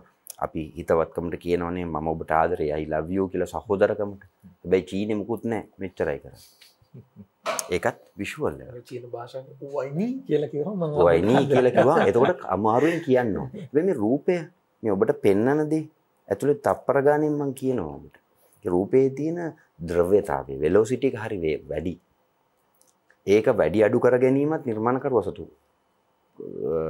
ශක්්‍යතාවයක් හෝ හැකියාවක්. ඒත් මම කියන්නේ මේ සිනමාව ඇතුලේ හෝ අපි කියමු චිත්‍ර කලාව ඇතුලේ හෝ එහෙම නැත්නම් අපි මේ රූප අඳින හෝ හදන ඕනම මාධ්‍යයක් ඇතුලේ සම්භාව්‍යද නැද්ද සරලද නැද්ද කියලා තීරණය වෙන්නේ ඒ අදාළ සංකල්පයන්. මොකද සිනමාව කියන සබ්ජෙක්ට් එක මේ සංජීවල අපේ පරම්පරාවේ බොහෝ අය දැන් අධ්‍යයනය කරමින් ඉන්නවා. පෙර අය අධ්‍යයනය කර ඇත්තුවා කියලා අපි හිතනවා. මේ සිනමාව පටන් ගන්න කතන්දර වලින් නෙවෙයි. අපේ රූප පටන් ගන්නෙත් කතන්දර වලින් නෙවෙයි. මේ හැම දෙයකටම යම් සංකල්පයක් තියෙනවා. මේ ලෝකේ හැදිලා තියෙන ස්වභාව ධර්ම හැදිලා තියෙන සංකල්ප වලින්. සංකල්ප හැදෙන්නේ අදහස් ගොන්නවල් වල එකතුවල් වලින්. එතකොට මේ සිනමාව කියන විෂය මුල සිටම හැදිලා තියෙන්නේ මේ සංකල්පමය පදනමක් ඇතුලේ. හැබැයි ලංකාව එතනට වඩා ගොඩාක් දුරින් ඉන්නේ. අපි ඉන්නේ කතන්දර සිනමාවක් කියන එකක් ඉහවහා ගිය තැනක. ඒතර ලෝකේ චිත්‍ර ගත්තත් හැබැයි අපේ ලංකාවේ චිත්‍ර ශිල්පය ගත්තොත් ඔය කියන සංකල්පය දැන් ඉන්නවා අපි දකිනවා. අපේ චිත්‍ර ශිල්පය බහුතරයක් ඉතිහාසයේ සිට එනවා සංකල්පීය චිත්‍ර ශිල්ප. ජෝර්ජ් කීට්ගේ සිට. සේනායක මේ ඊළඟට සරත් මහත්මයාගේ සිට සියලු දෙනා එහෙම සංකල්පීය චිත්‍ර ශිල්පියෝ. යෝ දඹුලුගලගේ සිට එහෙම ඉන්නවා ලංකාවේ. හැබැයි අපේ විෂයට අපි දෙන්නට පොදු විෂය සිනමාව ගත්තොත් 1901 බෝර්වෝ යුද්ධය පෙන්වන්නේ ලංකාවට සිනමාව කියන එක පොදු දන්නෝ දනිත් කතාවක් නේ. ඒකේ ලංකාවට සිනමාව වෙන්නේත් අර මේ කලින් කිව්වා මේ සිනමාව කියන එක මේ බහුශ්‍රුතද සම්භාව්‍යද කියන තැනක නෙවෙයි. මේ සමාජ සංසිද්ධීන් පෙන්වන තවත් එක මාධ්‍යයක්. දැනුවත් කිරීමේ මීඩියම් එකක් හැටියට. හැබැයි දැනුවත් කිරීමේ මීඩියම් එක ක්‍රමක්‍රමයෙන් සමාජය සහ මේ ව්‍යාපාරය එහෙම නැත්නම් ශාස්ත්‍රයේ වර්ධනය වීමත් එක්ක ඒ ශාස්ත්‍රයට උමනා වෙනවා මේකට විවිධ වෙනස් වූ සංකල්පමය දේවල් ගියේ. ඒ සංකල්පමය හරහා මේක ඇතුළට එනවා රූපමය මාධ්‍ය සංකල්ප ඇතුළට කොහොමද ගේන්නේ කියලා. ඒ රූප සහ සංකල්ප එකතු කරලා මොකද්ද සමාජයට නැවත නිකුත් කරන්න කියන එක. ඒතර ඔන්න ඔය දේවල් හරහා අපේ මේ රූප ඇඳීම, රූප හැදීම, රූප නිර්මාණය කිරීම කියන විෂය ගොඩනැගෙනවා. ඒ විෂය ගොඩනැගීමත් එක්ක තමයි හිමින් සිනමාව අධ්‍යයනය කළ යුතු විෂයක් බවට හිමීට පරිවර්තනය වෙනවා. දැන් ගොඩ දෙනෙක් අය දන්නෝ දනිත් හැරුණකොට බහුතරයක් හිතන් ඉන්නවා සිනමාව කියන්නේ චිත්‍රපටි හැදීම කියලා. අර ඔබ කිව්වා වගේ මේක එන්ටර්ටේන්මන්ට් සබ්ජෙක්ට් එක. මේක ජොලිය ආතල් එක දාන සබ් නෑ. වෛද්‍ය විද්‍යාව වේවා, එහෙම නැත්නම් ඉංජිනේරු විද්‍යාව වේවා, නීති වේදය වේවා, ඒහා සමාන වගකීමක් හෝ ඊට වඩා වැඩි වගකීමක් තියෙන සබ්ජෙක්ට් එකක් තමයි මම විශ්වාස කරන්නේ සිනමාව. අපි ඉගෙනගෙන තියෙනවා. මොකද එය ඊටාම සංවේදී. මොකද මේක රාමුගත නීති විද්‍යාව ගත්තොත් ඔබට ඕන දේවල් ටික කරන්න බෑනේ ඒක ඇතුලේ. පොත් සෙට් එකක් තියෙනවා. වෛද්‍ය විද්‍යාව ඔබට ඕන දේවල් ටික කරන්න බෑ. මෙඩිකල් කොලෙජ් එකේ ඇතුලේ උගන්වන ටික ඕනේ ඇවිල්ලා ඔබ ඇඟට ට්‍රීට් කරන්න. මට ආස ටික මට කරන්න බෑ. හැබැයි අපි සිනමාකරු හැටියට පාසලක් ඇතුලේ ඉගෙනගෙන ආවහම ඒක ඇතුලේ ඒ රාමුව ඇතුලේ සිරවි සිටින්න කියලා කොහෙවත් නියම ධර්මයක් නැත. මේ ජ්‍යාමිති ඊට පස්සේ අපි හදනවා. අපි ඒ දැනුම තියෙනවා. රූප ජ්‍යාමිති ඊට පස්සේ අපිට හැදීමේ පූර්ණ නිදහස තියෙනවා. එතකොට ඒ පූර්ණ නිදහස ඇතුලේ අපි කතන්දර කියන්න පෙළඹෙනවද? එහෙම නැත්නම් සංකල්ප එක්ක ගනුදෙනු කරනවද කියන එක තීරණය වෙන්නේ ඒ අදාළ නිර්මාණකරුවාගේ තියෙන බුද්ධිමය සහ දැනුවත් ශක්්‍යතාවය අනුව විතරයි. ඒකට අධ්‍යයනයක් තියෙනවා. එතකොට මේ රූප සිනමාව කියන්නේ භාෂාවක්. සිනමාව කියන සබ්ජෙක්ට් එක කියන්නේ මේ චිත්‍රපටි හදන මේ ශාස්ත්‍රයක් නෙවෙයි. ඒ භාෂාවක්. සිනමා කරණය කියන්නේ ශාස්ත්‍රයක්. ඔය ලයිට් කැමරා මේ අපේ වටේ තියෙන සියලු දේ සිනමාකරණයට සම්බන්ධ වෙනවා නම් එය ශාස්ත්‍රයට ආකෘතියක්. මේ සිනමාව කියන්නේ මේ ලෝකයේ පවතින ඔබ වෙනත් යම් භාෂාවක් චීන වේවා සිංහල වේවා දෙමළ ලෝකයේ පැරණිතම භාෂාව කියලා දැන් හඳුනාගෙන තියෙනවා රිසර්ච් මගින්. ඒ භාෂාවට ඒ සියලු භාෂාවන්ට වඩා අති සංකීර්ණ සංවේදීම භාෂාව තමයි සිනමාව. එහෙම කියන්න මම වගකීමෙන් යුතුව කියනවා. එහෙම කියන්න හේතුවක් තියෙනවා. හේතුව මේ සිනමාව කියන භාෂාව ඇතුලේ සංජීව කිව්වා වගේ අපි රූපය සමග ගනුදෙනු කරන්නේ ශබ්දයක් සමග. ශබ්දේ නැතුව අපිට රූපයත් එක්ක ගනුදෙනු කරන්න පුළුවන් අවස්ථා අනන්ත අප්‍රමාණ තියෙනවා. එතකොට ඒක එක්ස්ප්‍රෙසිව්ද ඉම්ප්‍රෙසිව්ද නැරේටිව්ද කොන්සෙප්චුවල්ද කියලා තීරණය කරන්න අපිට හැකියාව තියෙනවා. එතකොට ඔය රූපය සහ ශබ්දය ඇතුලේ අපි කරන ගනුදෙනු අපි මේ අකුරු අරගෙන පෑනකින් කොලයකින් නොලිව්වට ඒකත් එක්තරා වෙනස්ම විදිහේ භාෂාවක්. ඒ භාෂාව දැන් ඔබ හිතන්නකෝ මේ සිංහල ඔය කොලේ ලියලා තියෙන සිංහල වලට මේ සිංහල වල තියෙන ඕනම ඩයලෙක්ට් එකක් භාවිතා කරන්න ඔබට අකුරු 56ක් දෙනවනේ මේ සිස්ටම් එක ඇතුලේ. පොඩි අකුරු 56ක් තියෙනවා. එතකොට මම මගේ අම්මාට ආදරෙයි කියලා ලියන්න ওই 56න් ඔබට අවශ්‍ය තැන්වල කැලී ටික අරගෙන මම මගේ මවට ආදරෙයි. මම මගේ පියාට ආදරෙයි. මේ රට අහේනියට පත් වෙමින් පවතී කියලා එහෙම ලියන්න අවශ්‍ය නම් ඔබට අකුරු 56ක් තියෙනවනේ ලියන්න. පුළුවන්. හරි. එතකොට ඔය අකුරු 56 ඔබට ඔය කොලේ ලියන්නත් පුළුවන්, මේ මේසේ ලියන්නත් පුළුවන්, මේ බිත්තිය ලියන්නත් පුළුවන්. ඔය ලිවිසරි ප්‍රේම. ඔය ලියලා තියෙනවා. අකුරු 56කින් ලේසියෙන් ලියන්න පුළුවන්. මේ සිනමාව ඊට වඩා හරිය සංකීර්ණයි. මේ ලෝකේ පැවැත්ම ආශ්‍රිතව ගන්නා ඕනෑම විෂයක් ගැන මම ඔබට කියනවා සිනමාවෙන් ලියන්න. හැබැයි ඔබට අකුරු දෙකක් දෙනවා. ඔය අකුරු දෙකෙන් තමයි ඔක්කොම ලියන්නේ. ඒ දෙකෙන් ලියන්නකො. ඒ කියන්නේ හරියට මම ඔබට කියනවා සිංහලට තියෙන අකුරු දෙකයි මම මගේ මවට ආදරේ කියලා ඒ අකුරු දෙකෙන් ලියන්නකො කිව්වොත් ඔබ කොහොමද ඔක කරන්නේ? ඔබට දෙනවා ගයන්නයි සයන්නයි. පුළුවන්ද? ගයන්නයි සයන්නයි දීලා ඔබට රචනාවක් ලියන්න කියනවා. ඔකෝ ලයන්නයි පයන්නයි දීලා ඔබට කියනවා මේකෙන් මේ පේලි පහක ලස්සන වාක්‍ය ඡේදයක් ලියන්න කියලා. ඔබ ලියන්න වචන කීයක් හොයාගන්න පුළුවන් වේද? ලප පල ඔහොම අකුරු දෙකෙන් යන්න පුළුවන් ගස. ඔය වගේ. දැන් මේ සිනමාව කියන්නේ එහෙම හරි සංකීර්ණ වෙන්නම හේතුව මේකේ ඇතුලේ භාවිතා වෙන ටූල්ස් දෙකයි තියෙන්නේ මේ භාෂාවට. ඒක තමයි රූප මාධ්‍ය සහ භාෂා මාධ්‍ය. Audio and video. ඔය දෙක භාවිතා වෙලා තමයි සිනමාව ඇතුලේ ලියන ඕනම දෙයක් අපි ලියා ගන්න ඕනේ. ඊට එහා දෙයක් නෑ සිනමාව කියන භාෂාව ඇතුලේ ලියන්න. ඇත්තටම දැන් සියලුම කලාවන් අතරින් අපිට වඩාත් වැදගත් වෙන්නේ සිනමාව කියලා ලෙලින් පවා කිව්වා. ඒ කිව්වේ දේශපාලන අර්ථයෙන්. මොකද සාක්ෂරතාවය හීන මිනිස්සුන්ට දැනුවත් බව අරගෙන යන්න පුළුවන් මාධ්‍ය සිනමාව නිසා. නමුත් දැන් අපි මේ කියවමින් ඉන්න සිනමාව ඊට වැඩිය බොහෝ දුර ආපු සිනමාවක්. බොහෝ මෑතට ආපු සිනමාවක්. ඇත්තම මේ සිනමාව භාෂාවක් දැන් කිව්වා මේ අර අකුරු දෙකෙන් කියවනවා වගේ සිනමාව මේ රූප වලින් කියවනකොට අපිට සිනමාකරුවන් ආවේනික හැඩ සහ වර්ණ පාවිච්චි කරනවා. මෙන්න මේ හැඩ සහ වර්ණ එක්ක කොහොමද රූපය වෙනස් විදිහට කියවන්න පුළුවන්කම ලැබෙන්නේ? ටිකක් සංකීර්ණයි වජිර. මං ඒ සංකීර්ණව ටිකක් සරල කරලා මෙහෙම ගන්නම්. අපිට පුළුවන් නම් මෙන්න මේ චිත්‍රයේ බලන්න මාක් රොත්කෝගේ චිත්‍රයක් තියෙනවා yellow and orange කියලා. මේ yellow and orange කියන චිත්‍රය මාක් රොත්කෝ 1950 ගණන් වල නිර්මාණය කළා. දැන් මේ චිත්‍රයේ තියෙන කිසියම් විදිහක ජියොමෙට්‍රික් හැඩයක්. කියන්නේ රෙක්ටැන්ගල් ඍජුකෝණාශ්‍රාකාර පිහිටීමක් තියෙන. එතකොට අපිට කිසියම් විදිහක ජ්‍යාමිතික දැනුමක් අවශ්‍යයි මේ චිත්‍රය තේරුම් ගන්න. හැබැයි මේ ඊළඟට මේ චිත්‍රයේ වර්ණ තියෙනවා. රයිට්? කහ සහ ඔරෙන්ජ් තැබිලි වර්ණයේ තියෙනවා. එතකොට මේ වර්ණ දෙක එකම කලාපයක ආසන්න වර්ණ දෙක. දැන් මේ චිත්‍රයේ දිහා බලපුවාම කෙනෙක් වජිර එකපාරටම කෙනෙකුට තේරුම් ගන්න බැරි වෙන්න පුළුවන්. මේ චිත්‍රයේ මොකද්ද තියෙන්නේ? ඇත්තට මේ චිත්‍රය මතු කරලා තියෙන්නේ ඉමෝෂන්ස්, හැඟීම්. කිසියම් විදිහේ ගත්තාම ආගමික අර්ථයක් තමයි මේ චිත්‍රයේ තියෙන්නේ. දැන් වජිරට පේනවා ඇති මේක 1957 චිත්‍රයක්. මාක් රොත්කෝ කියන්නේ අද වර්තමානයේ ලැට්වියාව කියන රටේ ඉපදිලා ඇමරිකාවට ගිහිල්ලා ජීවත් වෙච්ච චිත්‍ර ශිල්පියෙක්. කොහොමද එයාට මේ දැනුම ආවේ? මාක් රොත්කෝ එයා මේ මිනිස් රූප තමයි මුලින් ඇන්දේ. ඇඳලා එයාගේ හැඟීම් සංකීර්ණ වෙන්න එයාට ඕනුනා ඒ හැඟීම් ඊටාම සරල විදිහට ප්‍රකාශ කරන්න.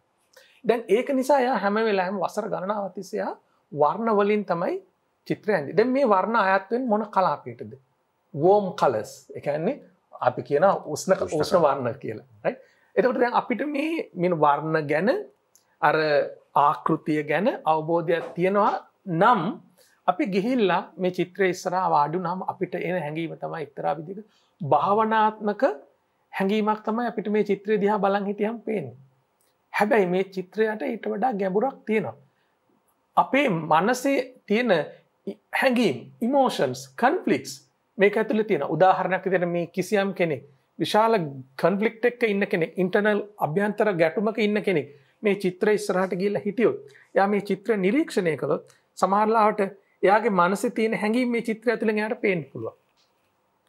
මාක් රොත්කෝ කියනවා එයා නීට්සේ, කාල් යුන් වගේ අයගේ ලිපි ලේඛන ගොඩාක් පරිහරණය කළා එයාගේ ජීවිතේ මැද කාලයේදී කියලා. ඒ කියවීම හරහා තමයි එයා කියන්නේ එයාට මේවා දේවල් දැනුම ආවි කියලා. ඒ අනුව වර්ණත් එක්ක වැඩ කරා. දැන් අර වජිරගේ ප්‍රශ්නයට ආවොත් සිනමාව දැන් අපි බලන්නේ මේ 1957ට වෙනකොට මම ඔබට මීට කලින් චිත්‍රයක් පෙන්නුවා 1599 දී චිත්‍රයක්. මේ 1957 චිත්‍රයක්. රයිට්? ඊට පස්සේ මම කිව්වා කරවාජියට කලින් තිබුණු චිත්‍ර කලාව ගැන පුනරුද්ධ යුගයේ චිත්‍ර ඩා වින්චි, රෆායෙල්, අන්තෝනියෝ වගේ කට්ටිය අඳපු චිත්‍ර. ඊට පස්සේ දේවින්ද මතක් කරා, වජිරත් මතක් කරා බයිසන් චිත්‍ර, අල්ටමීරා ගුහාවල චිත්‍ර සම්බන්ධයෙන් මතක් කරා. දැන් පේනවා මේ ආකෘතිය වෙනස් වෙච්ච විදිය බලන්න කාලයත් එක්ක.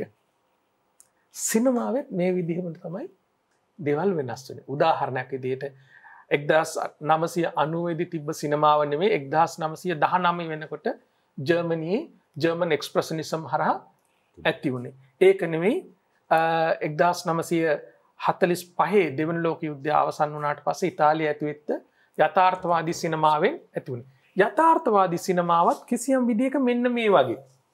මේ දැන් අපි දැක්ක චිත්‍රය වගේම තමයි yellow and orange චිත්‍රය වගේම තමයි යථාර්ථවාදී සිනමාවේදී කරේ. ඉටලියන් නියෝ රියලිසම් වලදී කරේ. ඩිසිකා වගේ සිනමාකරුවෝ කරේ.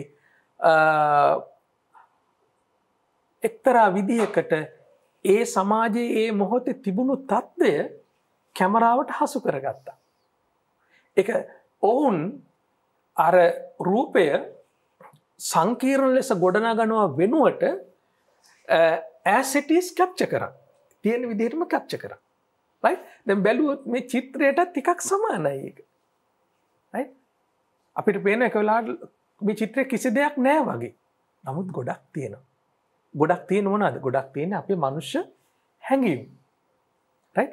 අර සිනමාවෙත් අර ඉතාලියානු නව යථාර්ථවාදී සිනමාවේ ඩිසිකා වගේ කට්ටියගේ රොසලිනි වගේ රොබර්ටෝ රොසලිනි වගේ සිනමාකරුවන්ගේ දැන් රෝම් ඕපන් සිටි වගේ සිනමා කෘතියක් ගත්තොත් එහෙම අපි කැමරාව දේවල් නිරීක්ෂණය කරන ආකාරය තමයි අපිට පේන්නේ.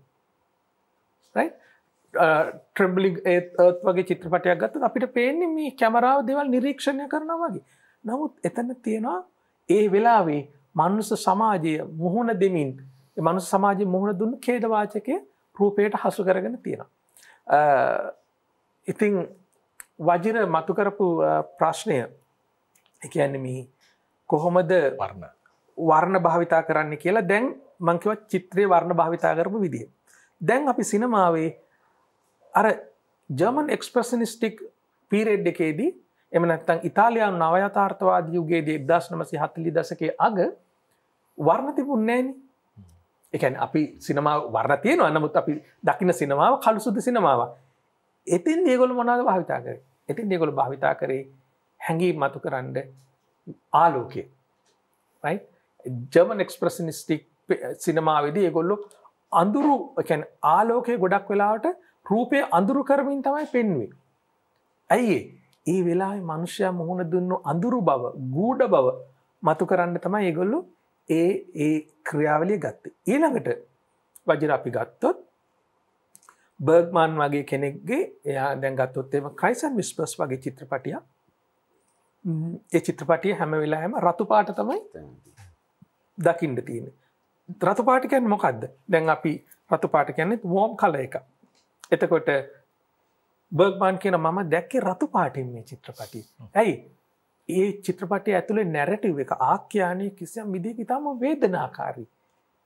පිළිකා රෝගයෙන් පීඩා විඳින සහෝදරියක් ඉන්නවා. ඒ සහෝදරිය වටා අනිත් සහෝදරියන්ගේ සම්බන්ධතාවල තියෙන ගැටුම් සංකීර්ණතා මතු කරනවා. එතකොට රතු වර්ණය සේවය කරලා තියෙනවා මේ මොනවද ඒ සිනමා කෘතියේ ක්‍රයිස් ඇන්ඩ් විස්පර්ස් කියන සිනමා කෘතිය ආඛ්‍යානය වර්ධනය කරන්න. දැන් අපිට පුළුවන් නම් උදාහරණයක් විදිහට මගේ දෙවෙනි චිත්‍රපටිය දැවෙන විහඟුන් කියන චිත්‍රපටිය. මේ චිත්‍රපටියේ එක්තරා විදිහක තියෙන ඇම්බර් කලර් එකක්. බ්‍රවුන් කලර් එකක්. ඇයි මම ඒක වර්ණය යොදාගත්තේ? අපිට පුළුවන් මේ චිත්‍රපටියේ කිසියම් රූප රාමු කීපයක් බලන්න. ඒ තියෙන්නේ දැන් මේ තියෙන්නේ මම ඉගෙන ගත්තේ කියරොස්කිරෝ කියන ලයිටිං සිස්ටම් එකට තමයි මම මේ ප්‍රේම් එක ගොඩ නැගුවේ. ඉස්සෙල්ලා ප්‍රේම් එක. සමනලි ෆොන්සේකා සහ නෝමා ජනාදිරි සිටින දර්ශනය. ඇයි මෙතන කිසියම් විදිහක විශාල ගැටුමක් තියෙනවා මේ දෙන්න අතර. ඒ ගැටුම මතු කිරීමට තමයි මම මේ අඳුර සහ ආලෝකය මතු කරගත්තේ. ඔව්. දැන් තප්පරයක් දෙන්න වජිර. දැන් මේ චිත්‍රපටි පුරාම තියෙන්නේ බ්‍රවුන් කලර් එක, ඇම්බර් කලර් එක. ඇයි මේ චිත්‍රපටිය මම නිර්මාණය කළේ නැගෙනහිර පළාතේ. නැගෙනහිර පළාතේ පැහැය තමයි ඇත්තටම බ්‍රවුන් ඇන්ඩ් ඇම්බර්. දැන් අපි එතකොට ඒ අවකාශයේ තියෙන අවකාශය තීව්‍ර කරන්න, අවකාශයේ තියෙන ස්වභාවය මතු කරන්න, අපි ඇඟි මතු කරන්න අපි වර්ණ භාවිතා කරනවා. දැන් මෙතන වර්ණ ඇවිල්ලා තියෙන්නේ ආලෝකයෙන් සහ මේ මොනවද ඔබ්ජෙක්ට්ස් වලින්. මේ නිවස පවා ඇම්බර් කලර්, බ්‍රවුන්. ඊට පස්සේ ඇඳුම්, රංග වස්ත්‍ර බ්‍රවුන්. ඒතර මේවා අපි ඉතා සවිඥානිකව පාවිච්චි කරලා තියෙන්නේ අපිට චිත්‍ර කලාවෙන් ඉගෙන ගත්ත ගොඩක් දේවල් උපයෝගී කරගෙන. අපි දකිනවා රූප, අපි කියවනවා රූප, ඒ වගේම රූප එක්ක අපිට තියෙනවා කතාවක්. ඒ රූප කියන දේ තේරුම් ගැනීම අපේ වගකීම. එහෙම නැත්නම් රූප කියුවේ නැත්නම් අපිට අවබෝධයට පත්වන්නට බෑ. ඒ නිසා මේ රූප කියවන්නේ කොහොමද? විශේෂයෙන්ම සිනමාත්මක රූප කියවන්නේ කොහොමද කියන කාරණාවත් එක්ක අද අපි රූප කියවීම පිළිබඳව සාකච්ඡා කරනවා. ජාත්‍යන්තර සිනමා ලෝකය දිනපු අපේ තරුණ සිනමාකරුවෙක් සංජීව පුෂ්පකුමාර, ඒ වගේම වර්තමානයේ ජයග්‍රහණය කරපු නිර්මාණකරුවෙක් සිනමාකරුවෙක් දේවින්ද කොංගහගේ. ඔවුන් කොයිතරම් දැනුවත්ද මේ සිනමාව සම්බන්ධයෙන්, ඒ වගේම ඔවුන් කොයිතරම් දැනුමෙන් සන්නද්ධවද මේ සිනමා ලෝකයේ සැරිසරන්නේ කියලා අපිට මේ සාකච්ඡාවේදී පැහැදිලි වෙනවා. අතට මම දේවින්ද ගාවට එන්න කැමතියි. මේ අපි දැන් කියනවා මේ සිනමාව කියවනවා කියන වචනේ අපි පාවිච්චි කරනවා. දැන් ස්විස් ජාතික වාග් විද්‍යාඥයෙකු වන ෆර්නෑන්ඩිස් ඩී ෂෝෂියර් කියනවා මේ භාෂාව කියන්නේ කිසියම් සංඥා ක්‍රමවේදයකට කියලා. එහෙම නැත්නම් ඒ සංඥා ඔස්සේ තමයි අපි තේරුම් ගැනීම සිද්ධ කරන්නේ. එහෙමනම් රූපයට තියෙන භාෂාව අපි කියවන්නේ කොහොමද? නැත්නම් විෂුවල් ලැන්ග්වේජ් එකක් අපිට ඕන වෙන්නේ කොයි තැනද? කොහොමද මේ විෂුවල් ලැන්ග්වේජ් එකක් අපිට අපි තේරුම් ගන්න පටන් ගන්න කොහොමද? කොහොමද දැන් අපි එහෙම අවබෝධයක් ඇත්තෙම නැති කෙනෙක්. දැන් අපි වගේ කෙනෙක් කියන්නේ අපිට සාමාන්‍යයෙන් රූපමය අවබෝධයක් ඇත්තෙම නැහැ කියලා හිතමු. අපි කොහොමද මේකට හුරු වෙන්න පටන් ගන්න? ඔව් ඇත්තටම දැන් අපි තුන්දෙනා සංජීව මම වජිරගේ මේ කතා බහ මේ ප්‍රේක්ෂකයට ග්‍රීක් නොවිය යුතුයි. මොකද සාමාන්‍යයෙන් සිනමාව කියන සබ්ජෙක්ට් එක ටිකක් ඉගෙන ගන්නකොට සංජීව හොඳටම දන්නවා ඊටාම අප්‍රසන්නව ඉගෙන ගන්න අමාරුම මේ සබ්ජෙක්ට් එකක් මේ ක්ලාස් රූම් පීරියඩ්. හරි පහසු නෑ, ආතල් නෑ. ඒ කියන්නේ නිකන් අර මුල් පන්ති වල ෆිසික්ස් ඉගෙන ගන්න ගියා වගේ වැඩක් තමයි. ඒක මෙතන කතා කරන්න ගියොත් එහෙම තව මේක නොතේරෙන තැනකට මේ ප්‍රේක්ෂකයාව ආදරණීය ප්‍රේක්ෂකයාව අපි ගෙනියනවා. ඉතින් මම තව සරල කරන්න උත්සාහ කරනවා මේ කතා බහ. ඒ තමයි දැන් අපි ගෙදර දොරේ ඉන්නකොට අපි කෙනෙක් එක්ක තරහ වුණාම අපි ගස්සන එක්ස්ප්‍රෙෂන් එකක් ගන්නකො, හැඟීමක් ගන්නකො. ඒ ආංග්‍ය භාෂාව, ඒ බොඩි ලැන්ග්වේජ් එක අපිට අග්ගලා තේරුම් ගන්න රූපය හරහානේ. ඒකට එහෙම මේ අපි ජීවත් වෙනකොට එදිනෙදා ජීවිතය ඇතුලේ බොහෝ අපි රූප හරහා අපේ ජීවිතයේ දේවල් තේරුම් ගන්න ඕනේ. අපිව කෙනෙක් මග අරිනවද නැද්ද? අපිට කෙනෙක් කැමතිද නැද්ද? අපිට ආදරෙයිද නැද්ද? අපිට එක තරහද නැද්ද? අපිට බැනගෙන යන ඒවා. මේ බොඩි ලැන්ග්වේජ් එක පවා කියන රූප මාධ්‍යනේ තව කෑල්ලක්. ඒකනේ ඔය රංගපෑමට පස්සේ එන්නේ. මේ චරිතාංග නළුවන්ට එන්නේ පස්සුව ඒ කොටස් ටිකනේ. ඉතින් ඔන්න ඔය වගේ මේ සිනමාවේ රූප හදද්දිත් සිනමාව කියන භාෂාවේ රූප හදද්දි ඒක සිංහලට ගෙනීමේදී පොඩි අපහසුතාවයක් තියෙනවා. මේ එක්ස්ප්‍රෙසිව්, ඉම්ප්‍රෙසිව්, නැරේටිව්, කොන්සෙප්චුවල් ඔහොම කියලා කෑලි ගණනාවක් තියෙනවා. ඕක මේ මම දැන් තවදුරටත් කියන්නේ තවත් ආයි පැටලෙන වෙනවා. ඒ කියන්නේ මේ ඉම්ප්‍රෙෂන් එකක් අපි කොහොමද දෙන්නේ, එක්ස්ප්‍රෙෂන් එකක් කොහොමද දෙන්නේ, කොන්සෙප්චුවලි දැන් අර පෙන්වුවා වගේ ඔය මේ කහ පාටයි තැඹිලි පාටයි ඒ දෙකේ මුසු පාටවලු එක්කෙන එකේදී කියන දෙයක් නෑ වගේනේ පේන්නේ. නිකන් පැච් දෙකක් ඇඳලා තියෙනවා. හැබැයි කතා කරන්නේ අපේ සංකල්පයකට. ඒක දිහා බලන් ඉන්න අයට සංකල්ප හැදෙනවා. හැඟීම් හැදෙනවා. ඒකයි මේ අපි ජීවතුන් අතර ඉන්න හැමදාම අපි ජීවත් වෙන්නේ විවිධ සමාජ, දේශපාලනීය, ආර්ථිකය, සංස්කෘතික සංකල්ප ගොන්නක් නැද්ද තමයි අපි මේ ජීවත් වෙගෙන රස්සාවල් කරන කාලා බීලා හැමදේම කරගෙන ඉන්නේ. අපිට ප්‍රශ්න තියෙන ඔය කියන සමාජීය සහ දේශපාලන කියවීම අපි නෑනේ. ඉන්නම් වාලේනේ බහුතරයක් ඉන්න පුරුදු වෙන්නේ. වෙන දේ බලාගෙන සමාජය ඇතුලේ. හැබැයි මේ සමාජය ඇතුලේ වේවා, සිනමාව ඇතුලේ වේවා, අපේ විෂය ඇතුලේ වේවා දැක්ම හදාගත යුතුයි. දකින්න පුරුදු වෙන්න ඕනේ. දකින්න පුරුදු වෙන්නේ සංවේදීකම හදාගන්න එක ඇතුලේ. සංවේදීකම හැදෙන්නේ අපේ තියෙන අත්දැකීම් බහුල වීම ඇතුලේ. එතකොට ඔය කාරණා ඇතුලේ අපිට දෙදිනෙදා මුණ ගැහෙන අපි ගනුදෙනු කරන සියලුම රූප මාධ්‍ය හරහා සවුන්ඩ් එක පැත්තකින් තියන්නකො ශබ්ද මාධ්‍ය පැත්තකින් තිබ්බ රූප මාධ්‍ය හරහා තේරුම් ගන්න පුළුවන්කමක් තියෙනවා. ඒ තේරුම් ගැනීමට මේ ලෝකේ මේ සිනමාව කියන විෂය ගත්තත් චිත්‍ර කියන විෂය ගත්තත් ඒකට මේ රීජන් නැහැ. ඒක විශ්වීයයි. හැබැයි ඒක භාවිතා කරන සමාජ කොට්ටාශවන් වල සමාජ වටපිටාවන් අනුව අපි රීජනල් කරගන්නවා. චීන චිත්‍ර චීන විදිය. ශ්‍රී ලංකන් චිත්‍ර ශ්‍රී ලංකන් විදිය, ඒක ඉන්දියන් චිත්‍ර ඉන්දියන් විදිය. දැන් ලංකාවේ චිත්‍රකොට ලංකාවේම චිත්‍ර විදියකුත් නැහැ ඉතින්. ඒක බොහෝ ආభాෂ අජන්තා ආభాෂ ඉන්දියානු ආభాෂ සහිතයි. හැබැයි මායන් පැත්තට ගත්තොත් යුරෝපා පැත්තට ගත්තොත් ඒ යුරෝපා පැත්තේ. ඊළඟට කොලොම්බියානු චිත්‍ර විදි ක්‍රම වෙනයි. ඉතින් මං කියන්නේ එහෙ අපි විසින් හදාගන්නා රාමුව ඇතුළට මේ රූප ගේනවා මිසක් රූපය කියන එක විශ්වීය. ඒකනේ අපි දෙමළ පිච්චර් බලන් ඉන්නවනේ මෙලෝ වචනයක් තේරෙන්නේ නැතුව අපි දෙමළ පිච්චර් ගේනවා. හදාගන්න සංකල්පයට තමයි රූපේ එන්නේ. සංකල්ප අනුව ඒ කෙනාගේ තියෙන ආත්මීය දැනුම අනුව ඒ කෙනා සමාජය දිහා බලන්න පුරුදු වෙන දිහා අනුව මේක දැන් උදාහරණයකට අපි මෙතන මම මේ සරල උදාහරණයක් ගන්න ප්‍රේක්ෂක මෙතන මල සිරුරක කෑලි කෑලි කපලා ලේ තියෙනවා. ඒක අද පෙන්නනෝනේ බ්ලැක් ඇන්ඩ් වයිට් කරලා. හේතුව මොකද්ද?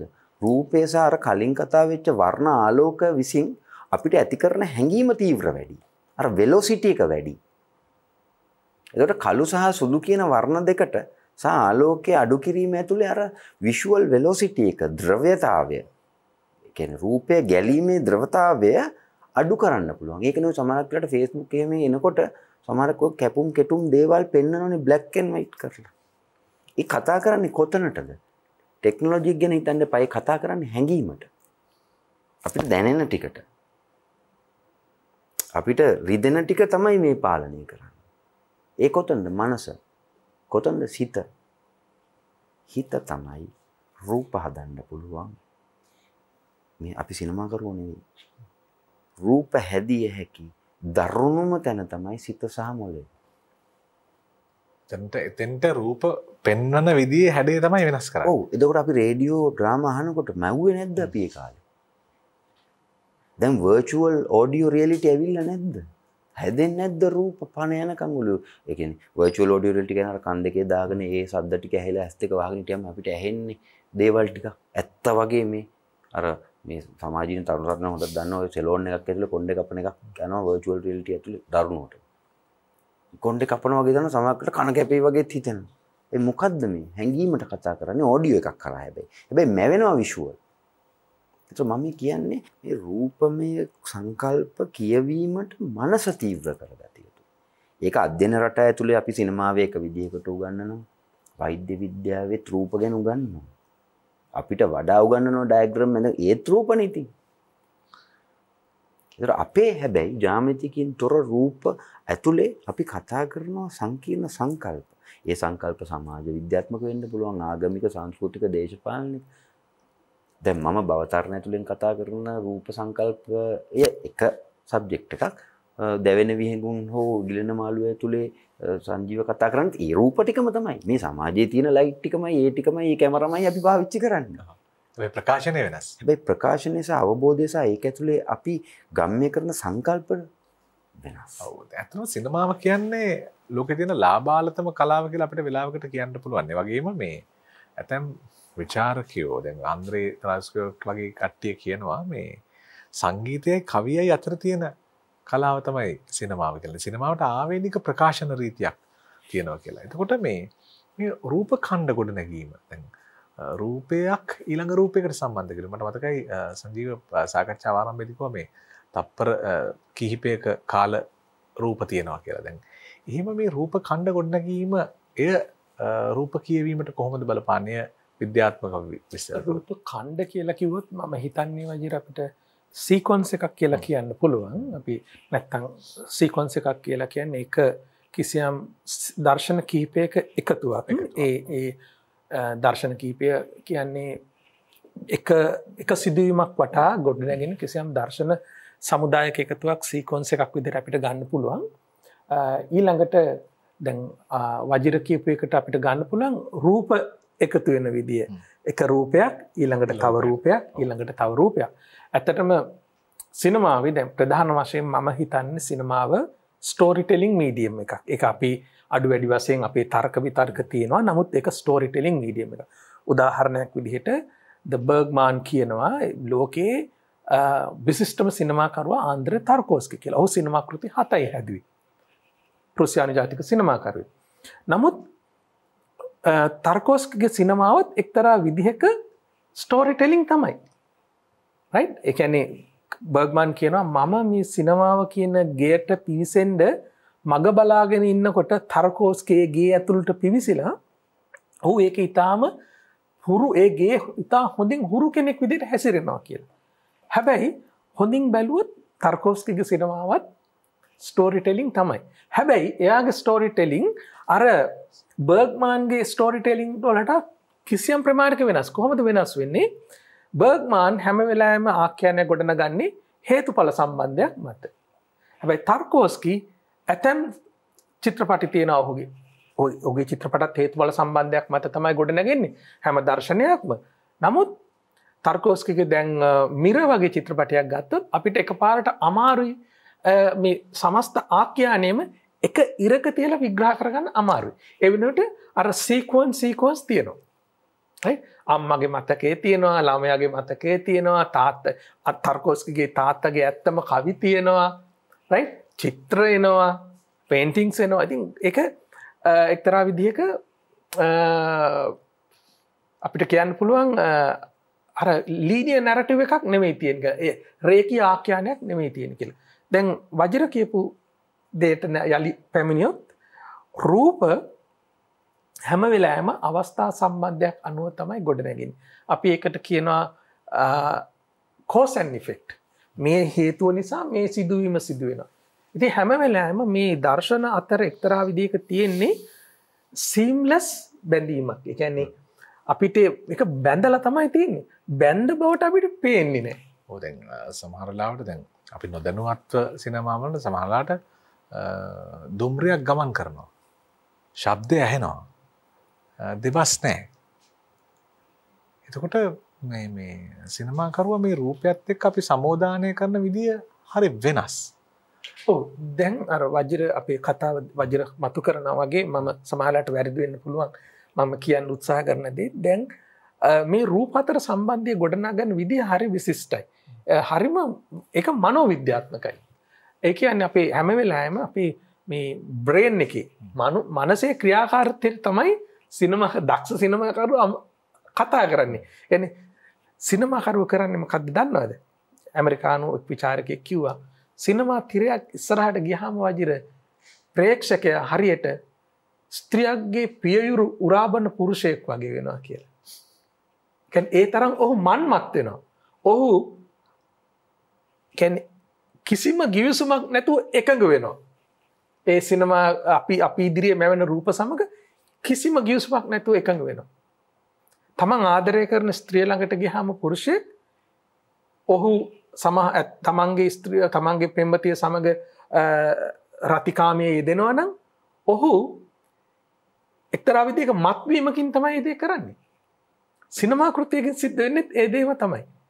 ඒකට යොදාගන්නේ අර රූපය. රූපයට ෆ්ලෝ එකක් තියෙනවා. දැන් අපේ චිත්‍රපටි ගත්තොත් එහෙනම් මේ සාකච්ඡාව අපිට එහෙම එන්න පුළුවන්. දැන් අපේ ගොඩක් චිත්‍රපටි වල එහෙම නැහැ ලංකාවේ. නමුත් අපි බටහිර චිත්‍රපටයක් හරි එහෙම නැත්නම් වඩා වැඩි අපි හිතමු වාණිජමය වටිනාකමක් තියෙන හින්දි චිත්‍රපටයක් උනත් ගත්තොත් ඒකේ අර රූප අතර සම්බන්ධයක් තියෙනවා. ඒ රූප අතර සම්බන්ධය තියෙන නිසාම ප්‍රේක්ෂකයා රූපයේ ඇතුලේ රූපයට ආසක්ත වෙනවා.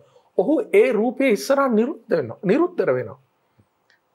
ඉතා විශිෂ්ට සිනමා කෘතියකින් කලා කෘතියකින් කරන්නේ ප්‍රේක්ෂකයා නිරුත්තර කරමින් ඔහුව මෝහනයට ලක් කරන්නේ.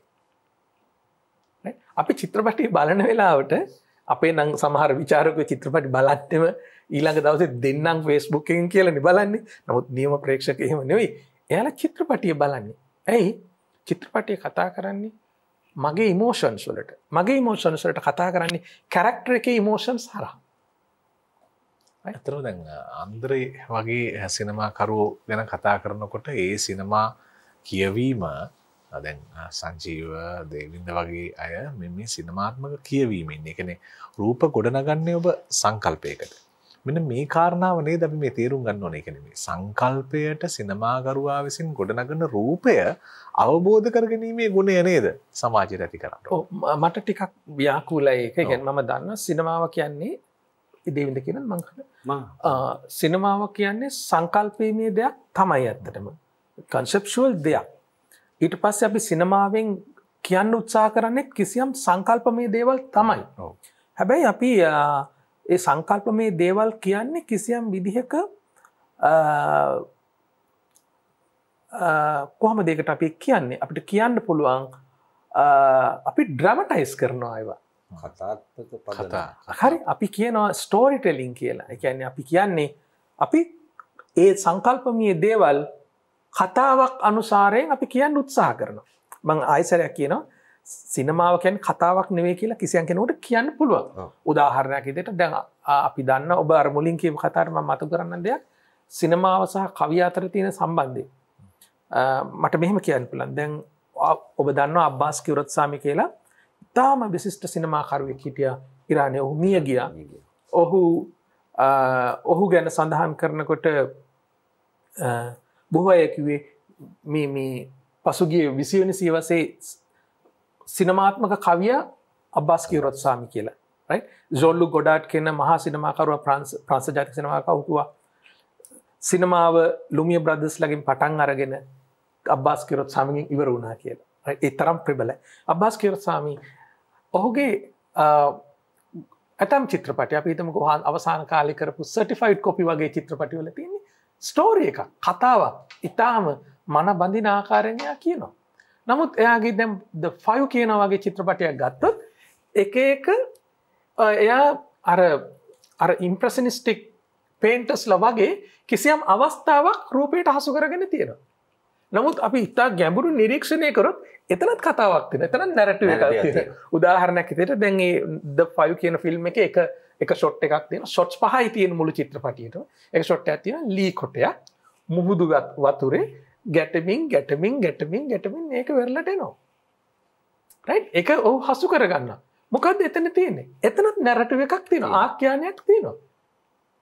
එතන අර ඔයා දැන් අපි මුලින් කතා කරා වගේ සංකල්පයක් තමයි අබ්බාස් කිරොත්සාමි ගේන්නේ. නමුත් සංකල්පය හැඟීමක් බවට පත් කරගෙන තියෙනවා. අවසානයේදී චිත්‍රපටයේ අවසානයේ හැම තැනක වගේ සංගීත කණ්ඩායම් මතු කරනවා.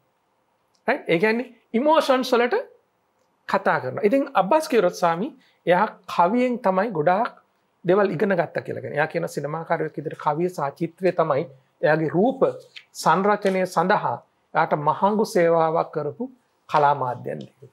ඔව් ඇත්තටම මේ අර සංජීව කියන වගේ මේ ටිකක් සංකීර්ණයි. දේවින්ද කියන වගේ මේක විශේෂික අධ්‍යයනයක් වුණොත් හරි මේ සංකීර්ණයි අවබෝධය. හැබැයි මේ රූප අධ්‍යයනයත් හරි සංකීර්ණයි. දැන් අර ඔබ මතු කරපු අර ලී කොටේ පාවමින් එනවා වගේ අදහස. දැන් සමහර සිනමා පටවල අපි දකිනවා මේ මම දැක තිබෙනවා. දැන් උස් බිමක ඉඳගෙන කතා කරනවා.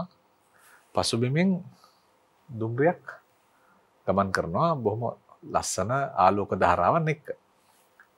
මුළු සිනමා පටේම ඒ රූපය පාවිච්චි වෙන ඒ තැන්වල විතරයි. හැබැයි සිනමා පටය හරියට බලාගෙන හිටියොත් හරි මානසික කියවීමක හිටියොත් අර දර්ශනය කොහොමද මේ සිනමාවට ගැට ගැහෙන්නේ කියන කාරණාව ප්‍රේක්ෂකයට අල්ලගන්න පුළුවන්.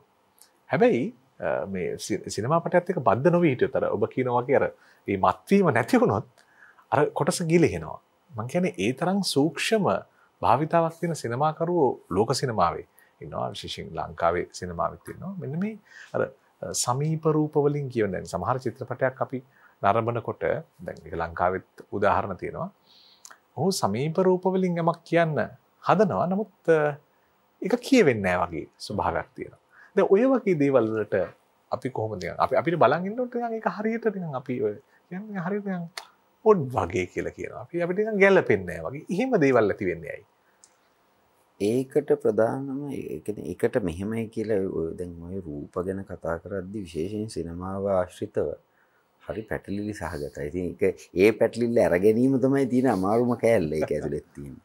එතකොට දැන් ওই රූප මාධ්‍ය ඇතුලේ අපි උදාහරණයකට කතා කරාම දැන් මම මගේම කුටියක් ගන්නම් පහසුව තකා මේ පහුගිය දවස්වල මේ ප්‍රදර්ශනය වුණ බවතරණ කුටියේ ඒකේ මම කතා කරන්නේ සංකල්පීය සිනමාව ආශ්‍රිතව තමයි ගෙනියන්නේ. ඒ කියන්නේ සිනමාව ඇතුලේ සංජීව කිව්වා වගේ කතාවක් තියෙන්න පුළුවන්. අර කොටේ පැමිණීමට ඒ වෘත්තාන්තමය ගුණයක් ඒක ඇතුලේ තියෙන්නට පුළුවන්. හැබැයි සිනමාව කියන්නේ අනිවාර්යයෙන්ම අපේ ජීවිතවල තියෙන කතා ටික පෙන්වීමේ විෂයක් පමණක්ම නෙවෙයි. මොකද එහෙම කතන්දර කියන්න පුළුවන් විෂය ගොඩක් තියෙනවා. චිත්‍ර කතා, නව කතා, කෙටි කතා, රේඩියෝ කතා, ටෙලි නාට්‍ය කියලා දැන් ඔය ටෙලි. දැන් මේ ඔක්කොමත් එක්ක සිනමාව කොහේ හරි වෙනසක් තියෙන්න දෙපයි. ඒකම නම් සිනමාවේ කරන්නේ. එහෙනම් වැඩක් නැහැ. මොකද කෙනෙකුට නව කතාවක් ලියන්නත් පුළුවන්. නිසඳසකින් කතාව ලියලා සාහිත්‍ය ආශ්‍රිතව ලියන්නත් පුළුවන්. විත්තිය චිත්‍ර කතාවක් ඇතුලේ ලියන්නත් පුළුවන්.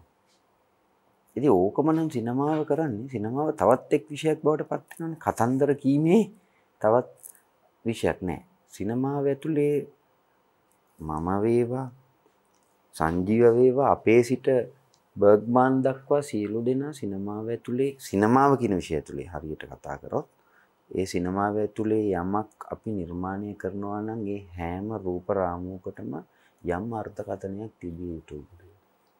යම් සංකල්පමය ප්‍රකාශනයක් තිබිය යුතුයි. ඒක තමයි අපි ඉගෙන ගන්නේ හෝ ස්වයං අධ්‍යයනය. ලංකාවේ බහුතරයක් අධ්‍යක්ෂකවරු ස්වයං අධ්‍යයනයෙන් ඒකනේ ලංකාවේ අවාසනාව අපිට අධ්‍යයන පද්ධතියක් නැහැ. මේ කිව්වේ ෆිල්ම් ස්කූල් පටන් ගත්තට යන්න සිස්ටම් එකක් නැහැ. ඒක දුවන්න විදියක් නැහැ. ලාංකීය දේශපාලන ක්‍රමයේ විසින් ඉතිහාසයේ සිට ඒක 1901 සිට අද දක්වා 75 දැන් සමරන 75 නෙමෙයි 120ක් ඇත්තට බැලුවොත් 120ට මුකුත් එමේ හැදුනේ නෑනේ. එහෙම උගන්නන්න නැතුව කරන්න පුළුවන් විෂයක් නෙවෙයි. ඒක ඉගෙන ගන්න නැතුව කරන්න පුළුවන් විෂයක් නෙවෙයි.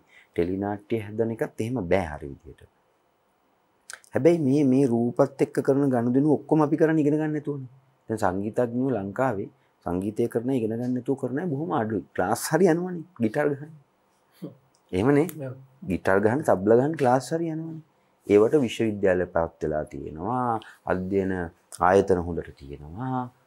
දැන් ඩාන්සින් ගත්තොත් චන්දන වික්‍රමසිංහ මහත්මයා, චන්න විජේවර්ධන වගේ, පණී භාරතලගේ ඊට පෙර පරම්පරාව වසන්ත කුමාර මහත්මයාලාගේ සිට එහෙම හැදිලා තියෙනවානේ. දැන් කෝ දෙයියනේ සිනමාවට. මේ ඔය ඔබ කියන මහා සංකීර්ණ මේ අපි කතා කරන ඉගෙනගෙන නටන විෂයට එහෙම එකක් නැහැනේ. ඒතකොට මම දකින්නේ මේ රූප ඔබ කියපුව ක්ලෝස් අප් කතාව. මම භවතරණයේ ගේන්නම්. භවතරණයේ බොහෝ බහුතරයක් කොටස් තියෙනවා. මම අංගපසංග කෑලි විතරයි පේන්නේ. ඕක බොහෝ දෙනාට ප්‍රශ්නයක් එනවා. ඇයි අංගපසංග කෑලි පේන්නේ? ඊළඟට එහි ඉතිහාසය සහ වර්තමානයේ මම රූපාශ්‍රිතව කතා කරන්නේ මේ චිත්‍රපටයේ ප්‍රවර්ධනය කිරීමක් නෙවෙයි. මේ ඒ රූප මාධ්‍යයේ මම භාවිතා කරන ආලෝක ක්‍රමවේදයක් තියෙනවා. ඒ කියන්නේ අපි ඉතිහාස කතා දැක්කේ ලංකාවේ බහුතරයක් ජෙනරේටර් ගහපු ඉතිහාසනේ. මම එහෙම කියන්නේ අපි දකිනවා මේ මීට අවුරුදු 1200ක දුටු ගැමුණු ඉතිහාසය හතර වටේ ලයිට් ගහලා. ෂැඩෝ 4-5ක් යනවා. ඒතර මට අවශ්‍ය වෙනවා නිර්මාණකරුවෙක් විදිහට නෑ ලයිට් නොගහපු ඉතිහාසයක් අපි දකිමු. සංකල්පයක් කියන්නේ. ඔය කියන රූපය ලයිට් නැතුව ගන්න. දැන් ඔතන ඔය ගහපු ලයිට් එක නැතුව දැක්කොත් ඔය මුණ මොන වගේ තියෙද? අඩ අඳුරේ. කොහොම තියෙද කියන්නේ. ඒතර බවතරණ ඇතුළේ එහෙම රූප හදනකොට ඒක මේ සිහිනයක් ආශ්‍රිත කතා කරන්නේ. සිහිනය කියන එක ඇතුළේ අපි හැමෝම හීන දකින්නවානේ. අපි ජීවිතුන් අතර හීන දකින්නවා, ඇහැරලා ඉඳදී හීන දකින්නවා, නිදාගෙන ඉඳදී හීන දකින්නවා. ඔය හීන ඇතුළේ අපේ මනසේ තියෙන විකෘතිය ගේන්නේ කොහොමද කියලා. එතකොට සමහරක් වෙලාවට අපි බලාපොරොත්තු වෙනවා පූර්ණ රූප රාමු ඇතුළේ හොඳට ලිට් අපි කියන්නේ මේ ආලෝක කදම්බ මේ දැන් තියෙන්නේ. හොඳට ආලෝක කදම්බ තියෙන ඇතුළේ තියෙන රූප තමයි ඇගිය යුත්තේ කියලා වැරදි මතයක් මේ ලාංකේය සමාජය තුළට ගෙනලා ගහලා තියෙනවා. ඒක මං හිතන්නේ ඉතිහාසයේ සිට පැමිණුණාදෝ ඒක ටෙලිවිෂන් ආభాෂය නිසා අපි පටලවා ගත්තාදෝ කියලා ඒක වෙනම සාකච්ඡා කර යුතු දෙයක්. ඒ කියන්නේ රාජ්‍ය සභාවක් තියෙනවා හොඳට ලයිට් තියෙන්න ඕනේ හොඳට ආලෝකය තියෙන හොඳට මූණු පේන්න ඕනේ හොඳට ලිප්ස්ටික් ගාලා හොඳට මේකප් තියෙන්න ඕනේ රජවරු ඉන්න ඕනේ හොඳට ඇඳගෙන එහෙම කියලා පොඩි එකක් තියෙනවා. දැන් මේ රජවරු ඔක්කොම මේකප් දාලා ඉස්සර හිටියේ නෑ. ඇයි මේ යථාර්ථය ගනුදෙනු කරන දැන් මම යථාර්ථ ඉතිහාසයත් එක්ක ගනුදෙනු කරන්න කැමති එක සිනමාකරුවෙක් විදිහට සංජීව යථාර්ථ වර්තමානයත් එක්ක ඉන්නවා. මම යථාර්ථ ඉතිහාසයත් එක්ක ගනුදෙනු කරනවා. එතකොට යථාර්ථ ඉතිහාසය තුළ අවුරුදු 250කට කලින් ලයිට් තිබ්බෙත් නැහැ මේකප් තිබ්බෙත් නැහැ ඇඳුම් මායිත්තම් තිබ්බෙත් බොහොම සීමිතව. ඒ කියන්නේ මේ අපි දකින ජෝධා අක්බර් ගෙනල්ලා ලංකාවේ ඉතිහාසය තුළ ගහන්න බෑ. එතකොට ඒ රූප මාධ්‍ය ඇතුලේ අපි කතා කරේ මම භවතරණ ඇතුලේ කතා කරපු නිසාම තමයි ඔකට මම පොඩ්ඩක් සම්බන්ධ කරන්න. භවතරණය අන්තර්ජාතික සම්මානවල තුනක හොඳම චිත්‍රපටිය බවට පත් වෙනවා. එතකොට හරි ප්‍රශ්නයක් නෙමෙයි. ලාංකීය ඉතිහාස සිනමා කෘතියක් පළවෙනි වතාවට ජාත්‍යන්තර සිනමා මේ සම්මාන වල තුනක දිල්ලි අන්තර්ජාතික සිනමා වල ගෝල්ඩන් කයිට් ෂැන්ග්හයි ෆෙස්ටිවල් කියලා තුනේ. එතකොට මම අහන්නේ දැන් ලංකා ඉතිහාසය කියන්නේ අපි හිතුවට මහලු ඉතිහාසයක් කියලා මටත් වඩා සිනමා වාශ්‍රිතව ලෝකයේත් එක්ක ගනුදෙනු කරන සංජීව දන්නවා. අපිට වඩා ඉතිහාසයේ තියෙන මහා ජාතීන් ඉන්නවා. ප්‍රංශය, ජර්මනිය, රෝමය, ඊජිප්තුව, මායන් ඔය වගේ බොහෝ ඉතිහාස තියෙනවා. ඒකට මේ ඉතිහාසයට අදාළ එවැනි සිනමාවක් ඉන්දියාව දැවැන්ත ඉතිහාසයන් තියෙන රටවල්. එහෙම ඉතිහාසය ආශ්‍රිත කෘති හැදිලා තිනවා ඉතා දැවැන්ත කෘති. බිලියන ගණන් වල කෘති බජට් ගත්තොත්. ඒකට ඒ කෘතිය ඇතුලේ ලාංකීය සිනමාව ලෝකෙට ගෙනියන්න ක්‍රමයක් නැහැනේ. මොකද අපේ ඉතිහාස කතා දුටුගැමුණු රජුරවන්ට මොකද වුනේ කියලා බලන් ඉන්නේ නැහැනේ ලෝක සිනමාව විසින්. කතාවක් කිව්වොත් අපි ඒක ඇතුලේ. හැබැයි මේ ඉතිහාසය රූප භාවිතාව ඇතුලේ සංකල්පයක් ඇතුළට ඒක ගෙනිච්චොත් අන්න ලෝක සිනමාවත් එක්ක අපිට කතා කරන්න පුළුවන් තැනක ලංකාවේ ඉතිහාසය තියෙයි. නැතු ලංකාවේ ඉතිහාසයේ මේ ශ්‍රී වික්‍රමට වෙච්ච එක හරි එහෙම නැත්නම් පරාක්‍රම බාහුවට කාලට වෙච්ච දේ බලන් ඉන්න ලෝක සිනමාවල ඇසිනේ අපේ කතාවක් අහන්නේ. ඒතර ඒක සිනමාව ඇතුළට ගේනකොට රූප මාධ්‍යෙන් කොච්චර තීව්‍ර කරන්න ඕනද කියන එක තීරණය වෙනවා. එතකොට තමයි ওই ක්ලෝස් එක ඒක වයිඩ් එකද ක්ලෝස් එකද කියන එක අපි රූප ඇඳීම ඇතුලේ තීරණය කරනවා. ඔව් දැන් ඔය මේ අපි නිකන් භාවිත භාෂාවේ කියනෝනේ තඩි ක්ලෝස් අප් තියෙනවා. තඩි ක්ලෝස් අප් තියෙනවා මේ එහෙම සිනමා නිරූපණයක් තියෙනවා. දැන් ඒක සිනමාකරුවා ඒක කියවන විදියයි සාමාන්‍ය ප්‍රේක්ෂකයා කියවන විදියයි දෙකක් වෙන්න පුළුවන්. එහෙම භාවිත වෙන්නේ මොන වගේ අවස්ථාවන් වලද සාමාන්‍යයෙන්? පොඩි අපි කියන ටයිට් ක්ලෝස් මේ එහෙම අඩි ක්ලෝස් වලට යන එක්ස්ට්‍රීම් ක්ලෝස් එහෙම භාවිතා වෙන සිනමා රූපය මොන වගේ තැන් වලද හැම වෙලාවෙම වජිර අපි දැන් කිව්වහම මේ අපි රූපය සමෝදානය කරගන්න විදිහ අපි හිම නැත්නම් අපි කියනවා අපි කියන කොම්පෝස් අපි රූපය කොහොමද කොම්පෝස් කරන්නේ කියන එක තමයි වැදගත් වෙන්නේ. කියන්නේ අවකාශය මත අපේ චරිත සහ ඔබ්ජෙක්ට්ස් එහෙම නැත්නම් අපේ අනිකුත් ද්‍රව්‍යයන් කොහොමද පිහිටවන්නේ? ඒ පිහිටවන හැම වෙලාවකම අපි පිහිටවන්නේ කිසියම් අර්ථයක් සහිතව. කිසිම රූපයක් ඇතුලේ කිසිදු හෝ වැරද්දක් වෙන්න බෑ. පුංචි හෝ වැරද්දක් වුණොත් එතන ඒක විශාල වැරද්දක්. පුංචි හෝ වැරද්දක් විශාල වැරද්දක්. ඒ නිසා අපි හැම වෙලාවෙම හැම රූපයක්ම ගොඩනගන්න ඉතාම සවිඥානිකව highly conscious. දැන් සිනමාවේ තියෙන වජිර අපිට කියන්න පුළුවන් අපි close ups, extreme close ups, wide shots, right? medium wide shots ඔය විදිහට අපිට mid shot කියලා අපිට රූප ඛණ්ඩනය කරන්න පුළුවන් හඳුනා ගන්න පුළුවන් රූප ප්‍රවර්ග විදිහට. දැන් වජිර සඳහන් කරපු close up එකක්. අපි කොහොමද close up එකක් කියවන්නේ? ඇත්තටම මේ close up එක එහෙම නැත්නම් සමීප රූපය කියන එක ගැන අද නෙවෙයි වජිර මේට අවුරුදු 50කට 60කට කලින් පවා සාකච්ඡා කළා. හංගේරියානු විචාරකයෙක් හිටියා බෙලා බලාස් කියලා. ඔහුගේ රචනාවක් තියෙනවා close ups කියලා. ඇත්තට මේ රචනාව මීට අවුරුදු ගානකට කලින් කැලණි විශ්වවිද්‍යාලයේ මහාචාර්ය චන්ද්‍රසිරි පල්ලියගුරු මැතිතුමා සමීප රූප කියලා පරිවර්තනයක් කළා සිංහලයට. දැන් මේ close up එක කියන්නේ මොකද්ද? ඇත්තටම හරි ඉන්ටරෙස්ටිං. ජෝන් ෆෝඩ් කියන මහා සිනමාකරුව ඇමරිකාවේ වෙස්ටර්න් සිනමා ප්‍රවර්ගයේ ෆාදර් කෙනෙක්. ඔහු කිව්වා හරි ලස්සන කතාවක් එක. රයිට්? දැන් කිසියම් විදිහක සෙට් එකේ කිසියම් ප්‍රශ්නයක් ඇවිල්ලා දැන් ජෝන් ෆෝඩ්ගෙන් අහනවා දැන් අපි මොකද්ද කරන්න කියලා. ජෝන් ෆෝඩ් කියනවා කරන්න දෙන්න කැමරාව මෙතනින් තියන්න කියලා. ඊට පස්සේ අහන ඇසිස්ටන්ට් අහන යාගෙන් හයිට් කැමරාව මෙතන තිබ්බ දැන් අපි මොකද්ද ෂූට් කරන්නේ? ෂූට් කරන්නේ මේ නළුවගේ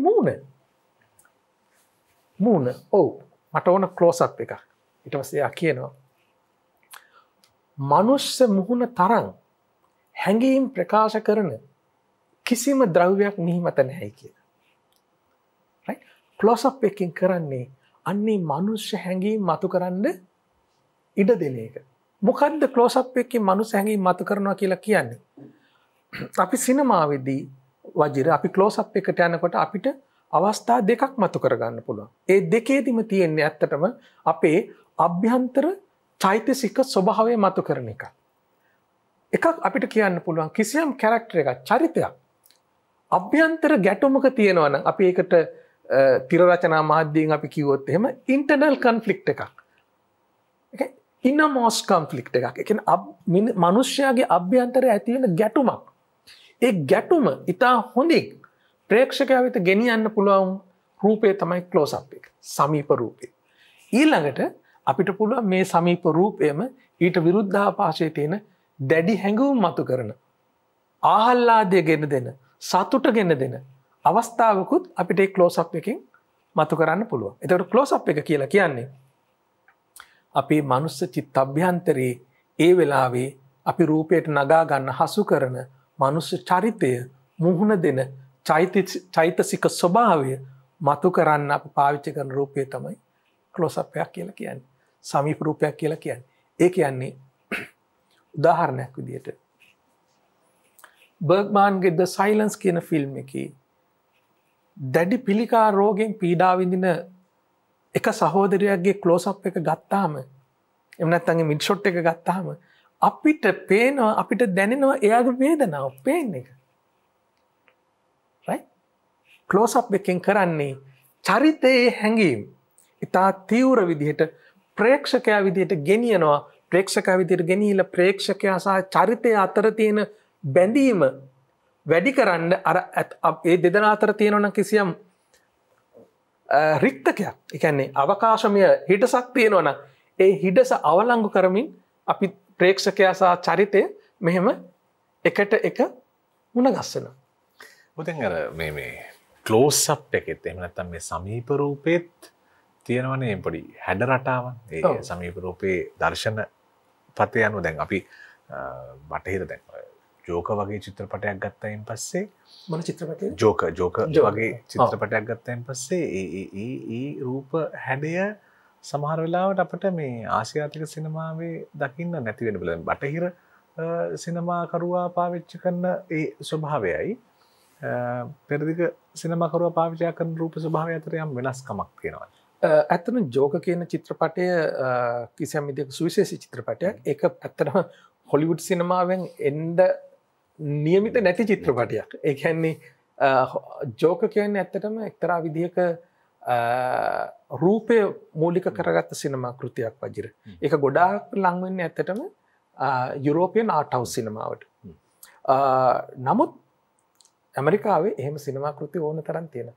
ජෝන් කැසවටි වගේ සිනමාකරුවන්ගේ සිනමා කෘති ඒ මට්ටමේ තියෙනවා. විශේෂ රූපය කතා කරන. ඇමරිකානු සිනමා කෘති මං කියවර තප්පරයකට තප්පර 3යි උපරිම වශයෙන් එක රූපයක්. ඒ සංකල්ප බිඳිලා තියෙනවා. නමුත් ප්‍රධාන වශයෙන් එහෙම තමයි. ඒක නිසා තමයි කියන්නේ විනාඩියකට එක පේජ් එකයි ස්ක්‍රිප්ට් එක කියලා කියන්නේ ඒක නිසා. කියන්නේ ස්ක්‍රිප්ට් එකේ පිටු 110 නම් තියෙන්නේ ඒක කැල්කියුලේට් කරනවා විනාඩි 110කට.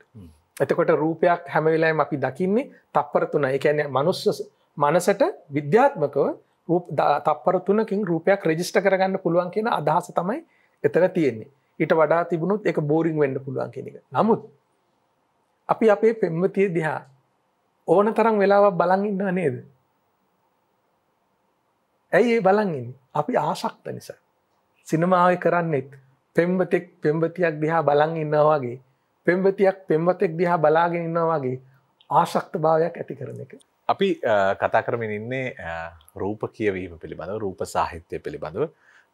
දේවින්ද කෝංගහගේ සංජීව පුෂ්ප කුමාර සිනමාකරුවන් එක්ක ඇත්තටම මේ ලංකාවේ එහා සිනමාව එක්ක ගනුදෙනු කරන, විශේෂයෙන් ලාංකීය සිනමාවෙන් එහා ලෝකය දකින සහ ඒවා මත හැපි නිර්මාණ කරන දෙදෙනෙක් එක්ක මේ කතා බහ මම හිතන්නේ සිනමාව පිළිබඳව හදාරන අයට ඉතාම හොඳ වටිනා පාඩමක් බඳු වෙනවා. මේ අපි මම සංජීවයට බාධා කරමින් තමයි විරාමයට ගියේ යන්න ඕන නිසා අර සමීප රූප ගැන කතා කරලා සමීප රූප සහ දුර රූප අතර සහ සම්බන්ධය සහ ඒ කියවීමත් කතා කරලම අපි එමු අනිත් පැත්තට.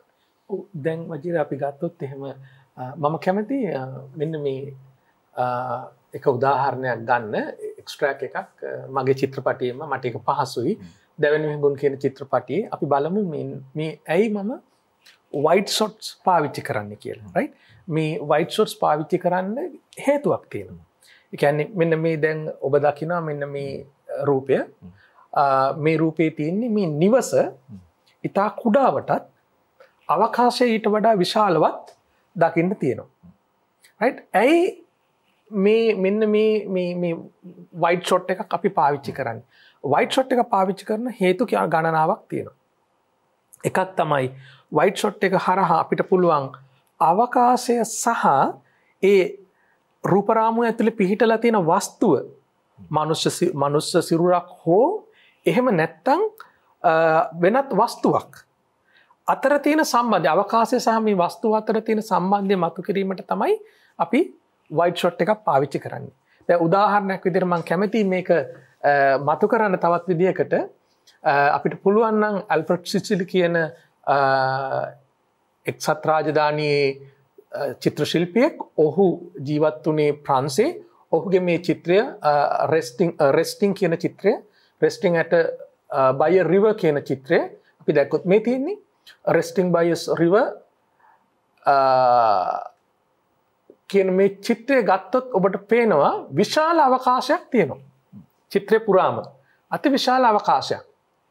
සිසිලි ඇත්ත වශයෙන්ම කියනවා නම් ඔහු පසු කාලයේ ලෑන්ඩ්ස්කේප් පේන්ටිං තමයි ඇන්දේ. අනිත් ඉම්ප්‍රෙෂනිස්ටික් පේන්ටර්ස්ලට එහා ගිහිල්ලා වෙනස්ව ගොඩක් වෙලාවට දැන් මේ මනුෂ්‍ය සිරුර තියෙන ඉතාලම කුඩාවට පෙන්වන්නේ.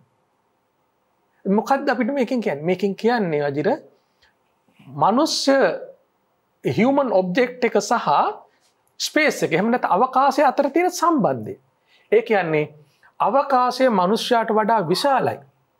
රයිට්? අවකාශය මනුෂ්‍යයාට වඩා විශාලයි. ඒ අවකාශය අතුරේ මනුෂ්‍යයා කිසියම් විදිහක කුඩා තත්වයට පත් වෙලා තියෙනවා. එක්ක ඔහුගේ චෛතසික ස්වභාවයෙන් ඔහු කුඩා වෙලා තියෙනවා. ඔහු පීඩාවකට ලක් වෙලා තියෙනවා.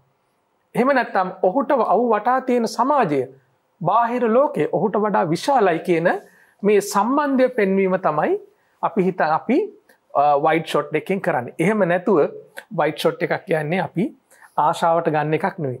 ඒ හැම එකකටම ඒකට දාර්ශනික පදනමක් තියෙනවා. උදාහරණයක් විදිහට දැන් ජේම්ස් මොනාකෝ කියන විචාරකයාගේ How to read the film කියලා පොතක් තියෙනවා. ඒ පොත කියවුවොත් ඕන කෙනෙකුට තේරුම් ගන්න පුළුවන් ඇයි අපි වයිට් ෂොට් එකක් පාවිච්චි කරන්නේ කියලා. රයිට්? ඊට අමතරව අපිට තව දේවල් තියෙනවා. දැන් උදාහරණයක් විදිහට සමහර ෂොට්ස් තියෙනවා අපි ඛණ්ඩනය කරන්නේ නැහැ. ඒ ෂොට් එක ගොඩාක් වෙලාවට අපි රූපය හසු කරගෙන ඉන්නවා කැමරාවේ. උදාහරණයක් විදිහට වජිර බලලා තියෙනවා නම් හවුෂා වෝෂන් කියලා සිනමාකරුවෙක් ඉන්නවා තායිවානි. ඔව් විශිෂ්ට සිනමාකරුවෙක්. ඔහුගේ සිනමා රූප ඔහු හැම වෙලාවෙම කැමරාව නිරීක්ෂකෙක් විදිහට තමයි හසු කර බලන්නේ. ඔහු කියනවා මට මැදිහත් වෙන්න බෑ මිනිස් හැසිරීම් වලට. මිනිස්සු හැසිරෙනවා මම ඒක කැප්චර් කරනවා. මම ඒක ඔබට දෙනවා. ඔබට පුළුවන් නිරීක්ෂණය කරන්න මේක. ඔබට පුළුවන් ඒක ගැන අධ්‍යයනය කරන්න, ඔබ්සර්ව් කරන්න. ඒක තමයි ඇත්තටම මේකේ තියෙන පසුබිම. ඔව් ඇත්තටම දැන් අපි ඔය ළඟ රූප, දුර රූප, මධ්‍ය රූප වලින් කියවනකොට දැන් සමහර වෙලාවට හිතනවා මේ කැමරාවේ දැන් කැමරාවත් එක්කනේ සිනමාව ගනුදෙනු කරන්නේ. කැමරාවේ මූලික පාඩම මේ සංජීව පෙන්වන චිත්‍ර ටික පෙන්නලා අපි පටන් ගත්තා නම් කොච්චර හොඳද කියලා. දැන් සමහර කැමරා කෝණවල සමහර කැමරා සටහන්වල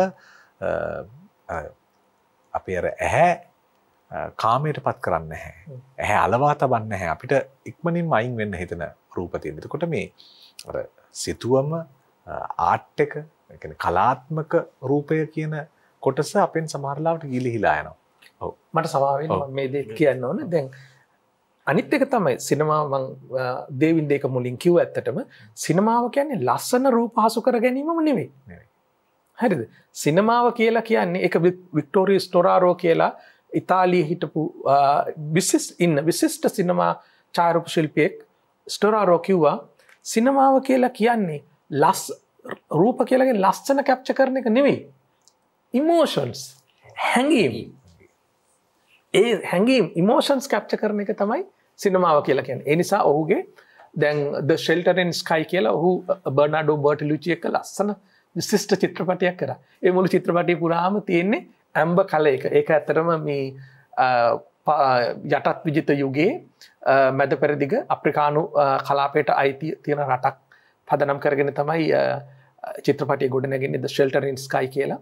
ඒක හරි ලස්සනයි. ඔහු රතු පාට කැප් එක පාවිච්චි කරන විදිය, වර්ණ පාවිච්චි කරන විදිය. ඉතින් ඒ චිත්‍රපටයේ ඔහු සම්පූර්ණ හැඟීම් තමයි කැප්චර් කරන්නේ. ඒ හැඟීම් කැප්චර් කරන්න ගියාම බියුටි එකක් නිකම් එනවා. හැබැයි බියුටි එක නෙවෙයි.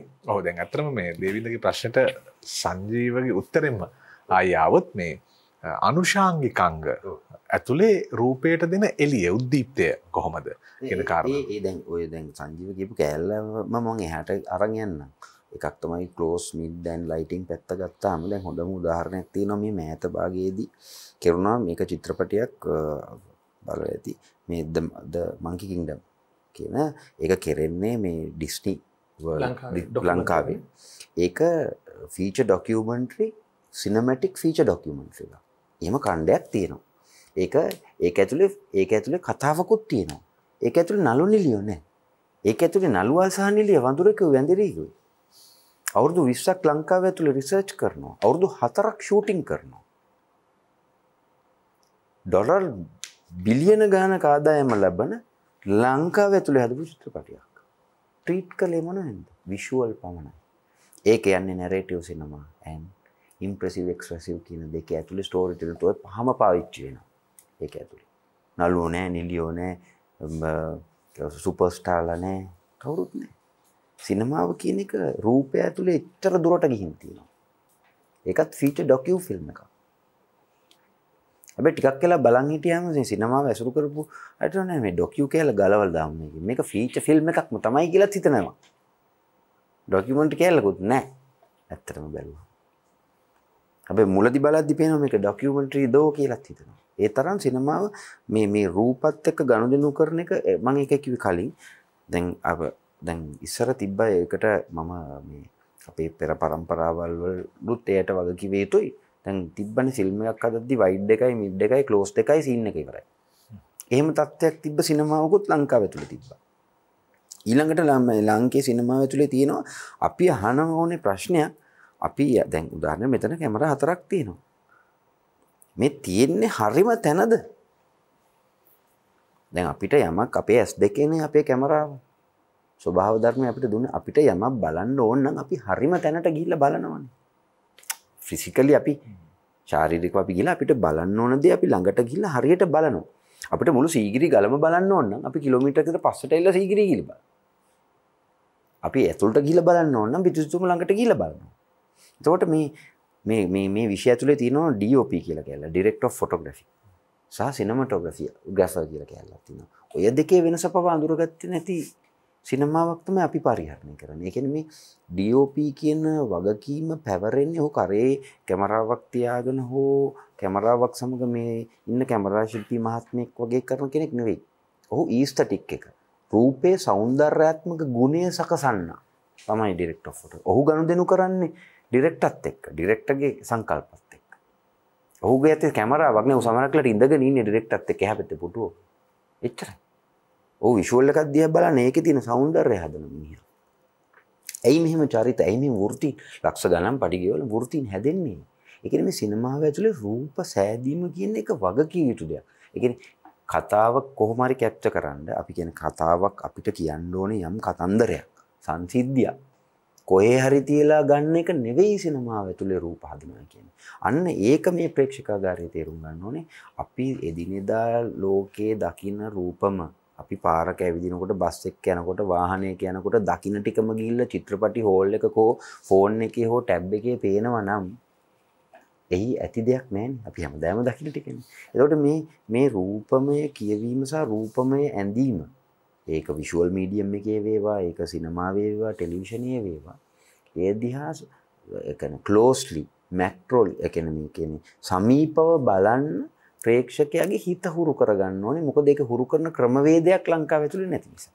ඇත්තම කලාකෘතියක් නරඹනකොට මේ පෙර පරිදි ජීවත් වෙන බලන්න. කලාකෘතියක් නරඹලා ඉවරණයෙන් පස්සේ මට අර ඒ නරඹන්නට කලින් හිටපු මිනිස්සයාට වැඩිය වෙනස් හැඟීමක් දෙනවා නම් සමහර වෙලාවට මේ සමහර විචාරකයෝ කියනවා මේ නොනින්දට උත්තේජනයක් දෙනවා නම් ඔහු විශිෂ්ට කාර්යයක් කරලා තියෙනවා කියලා. මේ නොනින්දට උත්තේජනය දෙන්න සිනමාකරුවෝ කොයිතරම් දේවල් පාවිච්චි කරනවද? සමහර වෙලාවට එය නාද ප්‍රයෝග වෙන්නත් පුළුවන්.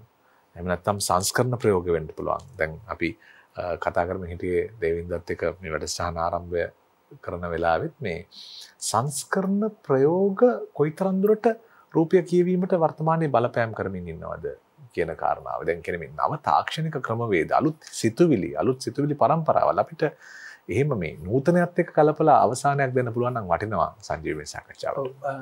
මම තව අපි විශේෂයෙන් සලකන්න ඕන තව කාරණාවක්, ඒ කියන්නේ රූප කියවීමේදී ප්‍රේක්ෂකයෝ සැලකිල්ලට ගත යුතු තව කාරණාවක් මතු කරමින් මම වජිරගේ ප්‍රශ්නෙට උත්තර දෙන්නම්. දැන් අපි ගමු වජිර රූපයක් සංරචනය කරනකොට අපි කියන කොම්පොසිෂන් කියලා.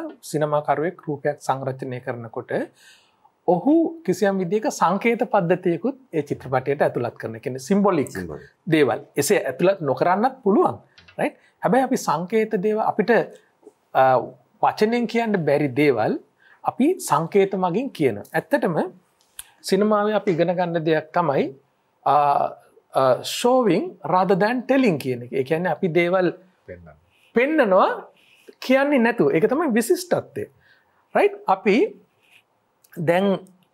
අපි සංකේත අපිට වචන වලින් කියන්න බැරි දේවල් අපි සංකේත මගින් කියන්න උත්සාහ කරනවා. ඒ සංකේත සමහරලාට සාර්ථක වෙන්නත් පුළුවන්, අසාර්ථක වෙන්නත් පුළුවන්. උදාහරණයක් විදිහට මම ඔබට මුලින් කිව්වා වගේ දැන් ක්‍රිස්ටොෆර් කිසලෝස්කි කියන සිනමාකරුවාගේ 3 colors කියලා චිත්‍රපටි ත්‍රිත්වයක් තියෙනවා. blue, white and red. එතකොට එක චිත්‍රපටයක සම්පූර්ණ blue, අනිත් එකේ white, අනිත් එකේ red. මේ හැම වර්ණයක්ම පාවිච්චි කරන්නේ කිසියම් අර්ථයක් සහිතව. ඒ කියන්නේ සංකේතාත්මක අර්ථයක් සහිතව. ඒ කියන්නේ මොකක්ද සංකේතාත්මක අර්ථය? ප්‍රංශයේ නියෝජනය කරන ප්‍රධාන තේමාවන් තුන. නිදහස, සමානාත්මතාව සහ මේ ඒකාග්‍රතාව. ඒක තමයි ලිබර්ටේ, ඉගලතේ, ප්‍රතනතේ කියන මේ තුන තමයි ඒගොල්ලෝ කියන්නේ. දැන් වජිර හැම සිනමාකරුවෙක්ම විශිෂ්ට සිනමාකරුවෙක්ම මෙන්න මේ සංකේත භාවිතා කරන්න උත්සාහ කරනවා. මම විශිෂ්ට සිනමාකරුවෙක් නෙමෙයි.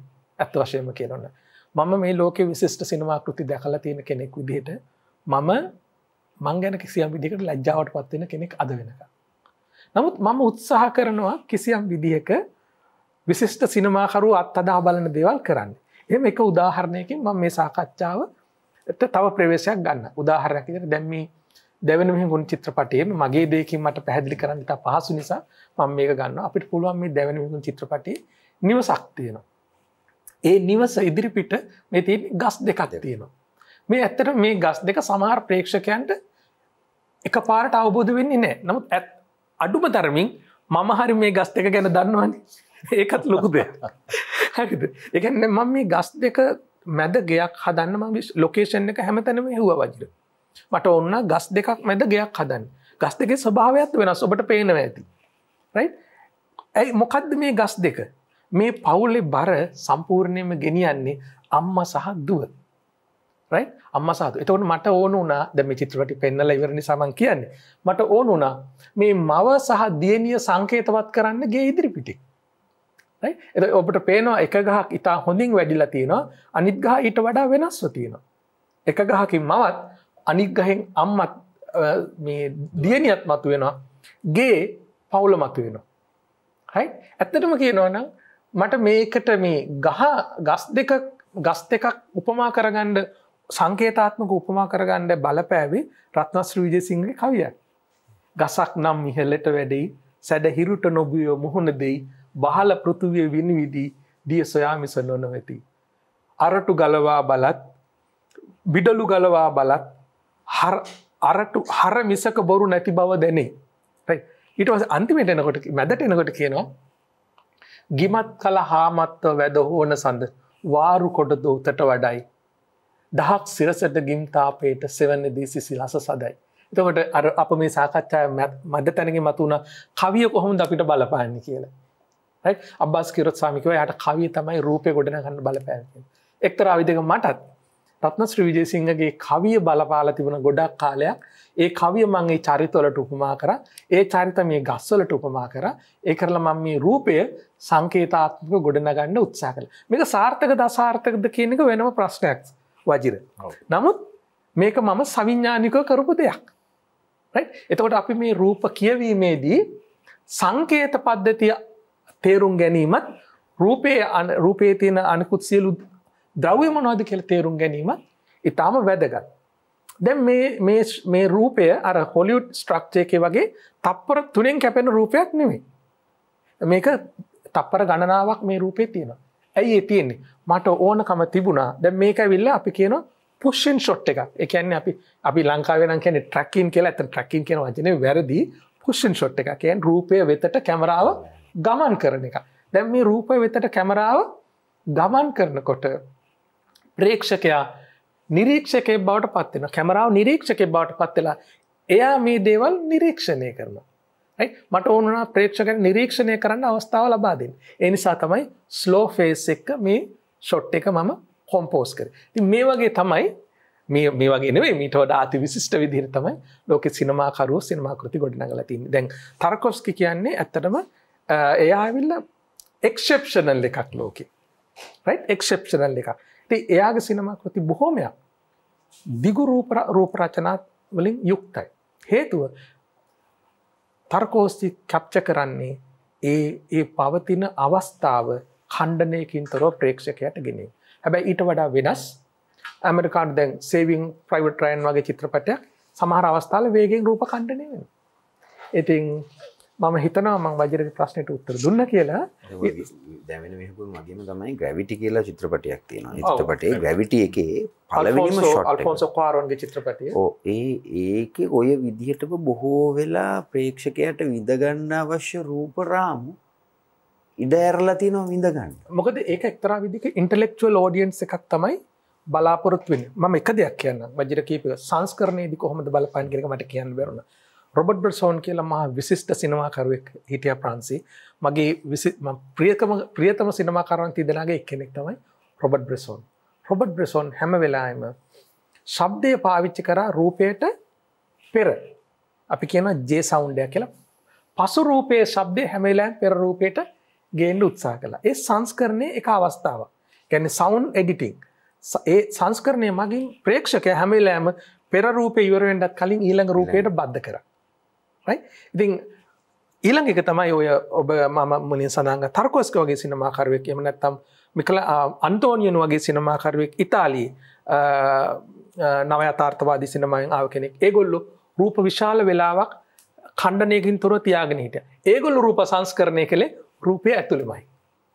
right ඒගොල්ලෝ දන්නවා රූපේ කැමරා කැරක්ටර්ස් කොතෙන්ට යන්න ඕන කොච්චර වෙලාවක්ද ඉන්න ඕන කොහොමද රියැක්ට් කරන්න ඕන කැමරාවට කියන. ඒ ඇවිල්ලා රූපේ ඇතුළෙම සංස්කරණය කරා. ඒ සංස්කරණය කරන විදි ගණනාවක් තියෙනවා. හොඳයි මං හිතනවා මේ අද පෞද්ගලිකව මේ මට සිනමාව පිළිබඳ බොහොම විශාල ලෝකයකට යන්න ආසාව ඇති වුණා. ඒ කියන්නේ දැනුවත් වුණා කියලා කියන්නට මම අකමැති. ඒ දැනුම නැවත හොයාගෙන යා යුතු නිසා ඔබ විවර කරා මාර්ග ඔබ කැනීම් හදලා දුන්නා. ඒ කැනීම් ඔස්සේ ඉදිරියට ගමන් කළොත් ඒ උමනාව ඇති වෙලා ගමන් කළොත් මම හිතන්නේ සිනමාවේ රූපය කියවීම කියන එක ඉතාම ප්‍රබල ලෙස කරන්නට අවකාශ ඔබ හදා දුන්නා කියලා මම විශ්වාස කරනවා. ඇත්තටම බොහොම සතුටුයි ඔබ වැනි දෙපළක් එක්ක මේ වගේ කාලයක් ගත කරමින් ඒ කාලාවකාශය හැම වචනකින්ම දැනුමට ළඟා වෙච්ච එක, අරමුණට ළඟා වෙච්ච එක.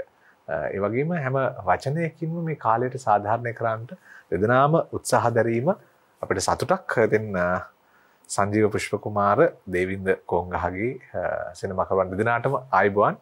ඒ වගේම ඔබ දෙදෙනාට තව තවත් ජය කෙහෙලි නංවමින් ලෝක සිනමාව අතික්‍රමණය කරන්නට ශක්තිය ධෛර්යය ලැබේවා කියලා ප්‍රාර්ථනා කරනවා බොහොම හෘදයාංගමව. එය අපේද සතුටක් බව මතක් කරමින් අපි සාකච්ඡාවට අවසානයක් හදා දෙනවා. තව කියවන්න අධ්‍යයනය කරන්න මම හිතනවා මේ කතා බහ නැවත නැවත නරඹමින් සංජීව සහ දේවින්ද මතු කරපු අදහස් සහිත සිනමා පට නැරඹීමෙන් මම මේකයි කිව්වේ අර කැනීම් කරමින් හොයාගෙන ගියොත් දැන් ඔහුගේ මතු කරපු මේ සිනමාකරුවන්ගේ සිනමා කියවීම හරහා තමයි ඔබට මේ දැනුම තවදුරටත් ගවේෂණය කරන්න පුළුවන්කම ලැබෙන්නේ. ඒ සඳහා අවස්ථාව හදාගන්නට ආරාධනා කරමින් අපි සමුගන්නවා අන්දිවිසරි ප්‍රේමීන්.